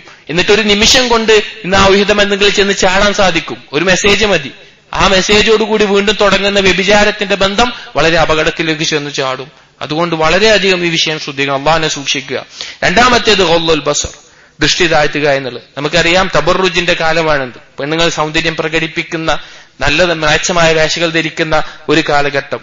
അതുകൊണ്ട് ദൃഷ്ടി താഴ്ത്തുക എന്നുള്ളത് വളരെ പ്രധാനം. ദൃഷ്ടി താഴ്ത്തുക ഖൽബിന് നൂറുണ്ടാക്കി തരും. അല്ലാഹു തആല ബസീറത്ത് ഉണ്ടാക്കി തരും, ഖൽബിന് ഫറഹ് സന്തോഷമുണ്ടാക്കി തരും. ഇബ്നു ഖയ്യിം റഹിമഹുല്ലാഹ് പറഞ്ഞതുപോലെ സലഫുകൾ പറയാറുണ്ടായിരുന്നു, അസ്സബ്റു അലാ ഗദ്ദിൽ ബസരി ഐസറു മിനസ് സബ്രി മാ ബഅദഹു. ദൃഷ്ടി താഴ്ത്തുന്നതിലുള്ള ക്ഷമ എന്നുള്ളത് ആ ദൃഷ്ടി താഴ്ത്താതെ ഉണ്ടാവുന്നതിന്റെ അനന്തരഫലങ്ങളിൽ ക്ഷമിക്കുന്നതിനേക്കാൾ, അതിന്റെ ദോഷങ്ങളിൽ ക്ഷമിക്കുന്നതിനേക്കാൾ എളുപ്പമാണ് എന്നുള്ളത്. അതുകൊണ്ട് സഹോദരങ്ങളെ, ദൃഷ്ടി താഴ്ത്തുക എന്നുള്ളത് നാം മുമ്പ് പറഞ്ഞിട്ടുള്ള വിഷയമാണ്, ദൃഷ്ടി താഴ്ത്തുന്നതിന്റെ നേട്ടങ്ങൾ. അതുകൊണ്ട് അത് താഴ്ത്തുക എന്നുള്ളത്. മൂന്നാമത്തെ ലുസൂമുൽ ഖനാഅ, ഇതാണ് പ്രധാനം. സംതൃപ്തി ഉണ്ടാവുക. തനിക്ക് അള്ളാഹ് വിധിച്ച തന്റെ ഇണയിൽ തൃപ്തിപ്പെടുക, അവളുടെ സൗന്ദര്യത്തിലും അവളുടെ സ്വഭാവത്തിലും അവളുടെ പെരുമാറ്റത്തിലും. അതല്ലാതെ ഇപ്പോഴത്തെ ആളുകളുടെ പ്രശ്നം എന്ന് വെച്ച് കഴിഞ്ഞാൽ, ചെറുപ്പക്കാരൊക്കെ പ്രശ്നം, അവര് നോക്കുന്നത് ചുറ്റുമുള്ള കുഫാറുകളെയും മുനാഫിഖുകളെയും ഷഹവത്തിന്റെ അഹ്ലുദ്ദുനിയയുടെ ആളുകളിലേക്കാവും. അത് അങ്ങനെയുള്ള സ്ത്രീകളിലേക്കാവും. വേഷം ധരിച്ച് നടക്കുന്ന പുരുഷന്മാരെ ആകർഷിക്കാനായി വേഷം ധരിച്ച് നടക്കുന്ന ആ സ്ത്രീകളിലേക്ക് അവർ എന്തായാലും കാണുന്ന അവസ്ഥയാണ്. റസൂൽ അല്ലാഹു സുബ്ഹാനഹു വ തആല പറഞ്ഞു, വലാ തമുദ്ദന്ന ഐനൈക ഇലാ മാ മത്തഅനാ ബിഹി അസ്വാജൻ മിൻഹും സഹറത്തുൽ ഹയാത്തിദ് ദുനിയ ലിനഫ്തിനഹും ഫീഹി വറിസ്ഖു റബ്ബിക ഖൈറൻ വഅബ്ഖാ. നിന്റെ നോട്ടം അവരിലെ അഥവാ ദുനിയാവ് നൽകപ്പെട്ട ആളുകളുടെ അവരുടെ ഇടകളിലേക്കോ അവർക്ക് നൽകപ്പെട്ട കാര്യങ്ങളിലേക്കോ പോകേണ്ട. ദുനിയാവിൽ വെറും അലങ്കാരം മാത്രം. അള്ളാഹുവിന്റെ റിസ്ഖാണ് ഏറ്റവും ഖൈറായിട്ടുള്ളത്. സഹോദരങ്ങളെ, നമുക്ക് മനസ്സിലാവാത്തോണ്ടാണ്. നമ്മുടെ ഭാര്യമാരേക്കാൾ സൗന്ദര്യമുണ്ട് ആ ഒരു സ്ത്രീ, ആ ഒരു സ്ത്രീയെ കാണാൻ നല്ല ഭംഗിയുണ്ടെന്ന് വെച്ച് നമ്മൾ നോക്കി നടന്നു കഴിഞ്ഞാൽ നമ്മുടെ ഭാര്യയോടുള്ള ഒരു തൃപ്തി നമുക്ക് പോകും. അതിനേക്കാൾ അപ്പുറത്തേക്ക് അവരുടെ സ്വഭാവം എന്ന് പറഞ്ഞു കഴിഞ്ഞാൽ നമ്മുടെ ഭാര്യയെ പോലെ സൗന്ദര്യം ഭർത്താവിന് വേണ്ടി കാത്തു സൂക്ഷിക്കുന്നതോ നല്ല കൽബുള്ളതോ അല്ലെങ്കിൽ നല്ല സ്വഭാവമുള്ളതോ ഒന്നും ആവൂല. അവരുടെയൊക്കെ അവസ്ഥ എന്ന് പറഞ്ഞു കഴിഞ്ഞാൽ അവർ ഈ സൗന്ദര്യം നിലനിർത്താൻ പകുതിയും ബ്യൂട്ടി പാർലറിന്റേതാണ്. അങ്ങനത്തെ സ്ത്രീകളുടെ ബ്യൂട്ടി പാർലർ അവരുടെ എപ്പോഴും മാനസികമായി ടെൻഷനായിരിക്കും. അവരുടെ സ്കിൻ ടോൺ ഒന്ന് മാറിക്കഴിഞ്ഞാൽ അവർക്ക് ഉറക്കം നഷ്ടപ്പെടും. തൊലിയുടെ നിറത്തിരി കുറഞ്ഞു കഴിഞ്ഞാൽ അവർക്ക് പിന്നെ ഉറങ്ങാൻ പറ്റൂല. അങ്ങനെയുള്ള സ്ത്രീകളുടെ ഒപ്പം ജീവിക്കുന്ന അവസ്ഥ നിങ്ങളൊന്ന് ആലോചിച്ച് നോക്കി. വളരെയധികം ഗൗരവമാണ്. അതുകൊണ്ട് സഹോദരൻ, നമുക്ക് അള്ളാഹ് തെരഞ്ഞെടുത്തു എന്നതാണ് നമുക്ക് ഏറ്റവും ഹൈറായിട്ടുള്ളത്, ഏറ്റവും ഉത്തമമായിട്ടുള്ളത്. അതിൽ സംതൃപ്തി അടയാൻ നമ്മൾ പഠിക്കണം. അതല്ലെങ്കിൽ നമ്മുടെ ജീവിതത്തിൽ വളരെയധികം അപകടങ്ങളിലേക്ക് നയിക്കും. അതിൽ ശൈഖ് പറയുന്ന മറ്റൊരു കാര്യമാണ് അന്നളറു ഇലാ മൻ ഹുവ അദ്നാ ഫീ ഉമൂരി ദുനിയ വ ഇലാ മൻ ഹുവ അഅലാ ഫീ ഉമൂരി ദീനി വസായിലിൽ ഫളായിൽ. ദുനിയാവിന്റെ വിഷയത്തിൽ നമ്മളെക്കാൾ താഴെയുള്ളവരിലേക്കും ദീനിന്റെ വിഷയത്തിൽ നമ്മളെക്കാൾ മുകളിലുള്ളവരിലേക്കും നോക്കുക എന്നുള്ളത്. ഇത് ഏത് വിഷയത്തിലും നമ്മുടെ എല്ലാ ഖൈറിന്റെയും എല്ലാ നന്മയുടെയും അടിസ്ഥാനം ഇതാണ്. കാരണം അല്ലാഹു തആലയിൽ ഖനാഅത്ത് ഉണ്ടാവാൻ ഈ കാര്യം മനസ്സിലാക്കിയാൽ മതി. റസൂലുള്ളാഹി സ്വല്ലല്ലാഹു അലൈഹി വസല്ലം പറഞ്ഞു, ഇദാ നളറ അഹദുകും ഇലാ മൻ ഫുദ്ദില അലൈഹി ഫിൽ മാലി വൽ ഖൽഖി ഫൽയൻദുർ ഇലാ മൻ ഹുവ അസ്ഫല മിൻഹു മിമ്മൻ ഫുദ്ദില അലൈഹി. നിങ്ങളിൽ ഒരാൾ കാണാണ് നിങ്ങളെക്കാൾ സമ്പത്ത് നൽകപ്പെട്ട, അല്ലെങ്കിൽ നിങ്ങളെക്കാൾ ശാരീരികമായി സൗന്ദര്യം നൽകപ്പെട്ട, അല്ലെങ്കിൽ എന്തോ നിങ്ങളെക്കാൾ നൽകപ്പെട്ട ആളുകളെ കാണുകയാണെങ്കിൽ നിങ്ങളെക്കാൾ താഴെ നൽകപ്പെട്ട ആളുകളിലേക്ക് അവൻ നോക്കട്ടെ. ഫഹുവ അജ്ദറു അല്ലാ തസ്ദറു നിഅമത്തുല്ലാഹി അലൈക്കും. അതാണ് അല്ലാഹു തആല നിങ്ങൾക്ക് നൽകിയ നിഅമത്തുകളെ നിങ്ങൾ വില കുറച്ച് കാണാതിരിക്കാൻ നല്ലത് എന്നുള്ളത്. അതായത് നമുക്ക് ലഭിക്കുന്ന നമ്മുടെ ഭാര്യ ആവട്ടെ, ചില ആളുകൾ ഈ വിഷയവുമായി ബന്ധപ്പെട്ട് പറയാണ്, ചില ആളുകളുണ്ടാവും അവന്റെ ശരീരം ഞാൻ തടി കൂടുതലാണ്, അല്ലെങ്കിൽ ഞാൻ തടിക്കുന്നില്ല, ഞാൻ ഹൈറ്റ് കുറവാണ്, അല്ലെങ്കിൽ ഹൈറ്റ് കൂടുതലാണ്. സഹോദരങ്ങളെ, നമ്മുടെ കയ്യിലുള്ള കാര്യമല്ല. അല്ലാഹു തആല സൃഷ്ടിച്ച് നമുക്ക് തന്നെ നമ്മൾ തൃപ്തി അടയുകയും എന്നാൽ നമ്മളെക്കാൾ ശാരീരികമായി വൈകല്യമുള്ള ആളുകളിലേക്ക് നോക്കുകയും ചെയ്താൽ അള്ളാഹിന്റെ നിഅമത്ത് നമുക്ക് അറിയാൻ പറ്റും. നമ്മളെക്കാൾ മുകളിലുള്ളവർക്ക് നോക്കി നമുക്ക് അറിയാൻ പറ്റൂല. എന്നാൽ ദീനിന്റെ വിഷയത്തിൽ മുകളിലുള്ളവരിലേക്ക് നോക്കി അങ്ങോട്ടെത്താൻ പരിശ്രമിക്കുകയും ചെയ്യുക. ഇവിടെ നാം ഇത് പറയാനുള്ള കാരണം, നമുക്ക് ലഭിക്കുന്ന നമുക്ക് ലഭിക്കുന്നത് അവരുടെ നന്മകൾ നമ്മൾ ശ്രദ്ധിക്കുക, ആ നന്മകൾ നമ്മൾ ഉൾക്കൊള്ളുക, മറ്റുള്ളവരെ നമ്മൾ ആഗ്രഹിക്കുമ്പോൾ മനസ്സിലാക്കിക്കൊള്ളുക. അവർക്കുണ്ടാവുന്ന ദോഷങ്ങൾ നമ്മുടെ ഭാര്യയേക്കാൾ വലുതായിരിക്കും, നമുക്കത് സഹിക്കാൻ പറ്റൂല. ചില ആളുകള് ഇങ്ങനൊക്കെ വിചാരിച്ചിട്ട് ചിലപ്പോ ചില സ്ത്രീയെ കാണും, നമ്മുടെ ഭാര്യയെ കണ്ട് വേറെ സ്ത്രീയെ കണ്ടിട്ട്, ഭാര്യ പോരാണ്ട് വേറെ സ്ത്രീയെ രണ്ടാമത് വിവാഹം കഴിക്കുന്ന ആളുകൾ. അവർക്ക് നമ്മുടെ നാടുകളിൽ ഞാൻ കണ്ടിട്ടുണ്ട് അങ്ങനെ ആളുകളെ. അവരൊന്നാമത്തെ ഭാര്യയുടെ ശരിയല്ല എന്ന് പറഞ്ഞിട്ട് ചെറിയ ചെറിയ പ്രശ്നങ്ങൾ ഉണ്ടാവുള്ളൂ, അവര് വേറെ വിവാഹം കഴിക്കും. പക്ഷേ അവർക്ക് ഒന്നാമത്തെ ഭാര്യയേക്കാൾ മോശമായിട്ട് രണ്ടാമത്തെ ഭാര്യ ഒരു ബുദ്ധിമുട്ടായി മാറുന്ന അവസ്ഥ. അവൻ നല്ലത് കണ്ടിട്ട് കെട്ടിയതായിരിക്കും, വിവാഹം കഴിച്ചതായിരിക്കും. ഞാൻ വ്യക്തിപരമായിട്ട് ഒരാളോട് ഒരിക്കൽ ചോദിച്ചിട്ടുണ്ട്, രണ്ട് ഭാര്യമാരുള്ളടുത്ത് നിങ്ങൾക്ക് ആരോടാ ഏറ്റവും കൂടുതൽ സ്നേഹം, മാനസികമായിട്ടുള്ള അടുപ്പം ആരോടാന്ന് ചോദിച്ചു. അറിയാൻ വേണ്ടി ചോദിച്ചാ. അപ്പൊ അദ്ദേഹം പറഞ്ഞത് ഒന്നാമത്തെ ഭാര്യയോടാണ് എന്നുള്ളത്. അത് വളരെ ശ്രദ്ധിക്കേണ്ട വിഷയമാണ്. നമുക്ക് ലഭിച്ചതിൽ ക്ഷമിക്കാനും തൃപ്തിയാടാനും ശ്രമിച്ചാൽ നമുക്ക് നമ്മുടെ ദാമ്പത്യ ജീവിതം നല്ല രീതിയിൽ ആസ്വദിക്കാൻ പറ്റും. അതല്ല എങ്കിൽ വളരെ അപകടമായിരിക്കും. ഷെയ്ഖ് അവസാനമായിട്ട് ഇതിൽ പറയുന്ന വിഷയം അൽ ഫഹ്മു സഹീഹ് ലിമഅന അൽ ജമാൽ. ഇത് വിവാഹം കഴിക്കുന്ന യുവാക്കൾ പ്രത്യേകം ശ്രദ്ധിക്കുക. ജമാൽ, സൗന്ദര്യം എന്നുള്ളതിനെ കുറിച്ചുള്ള യഥാർത്ഥ മനസ്സിലാക്കൽ, ഫഹ്ം എന്താണ് എന്നുള്ളത്. ഞാൻ പറഞ്ഞല്ലോ, സൗന്ദര്യം, ഇണയുടെ സൗന്ദര്യം നോക്കുക എന്നുള്ളത്, നമ്മൾ നോക്കുന്നത് വിവാഹം കഴിക്കുന്ന പെണ്ണിന്റെ സൗന്ദര്യം നോക്കുക എന്നുള്ള ഇസ്ലാം അനുവദിച്ചിട്ടുള്ള കാര്യമാണ്. നമ്മൾ നോക്കുക തന്നെ വേണം.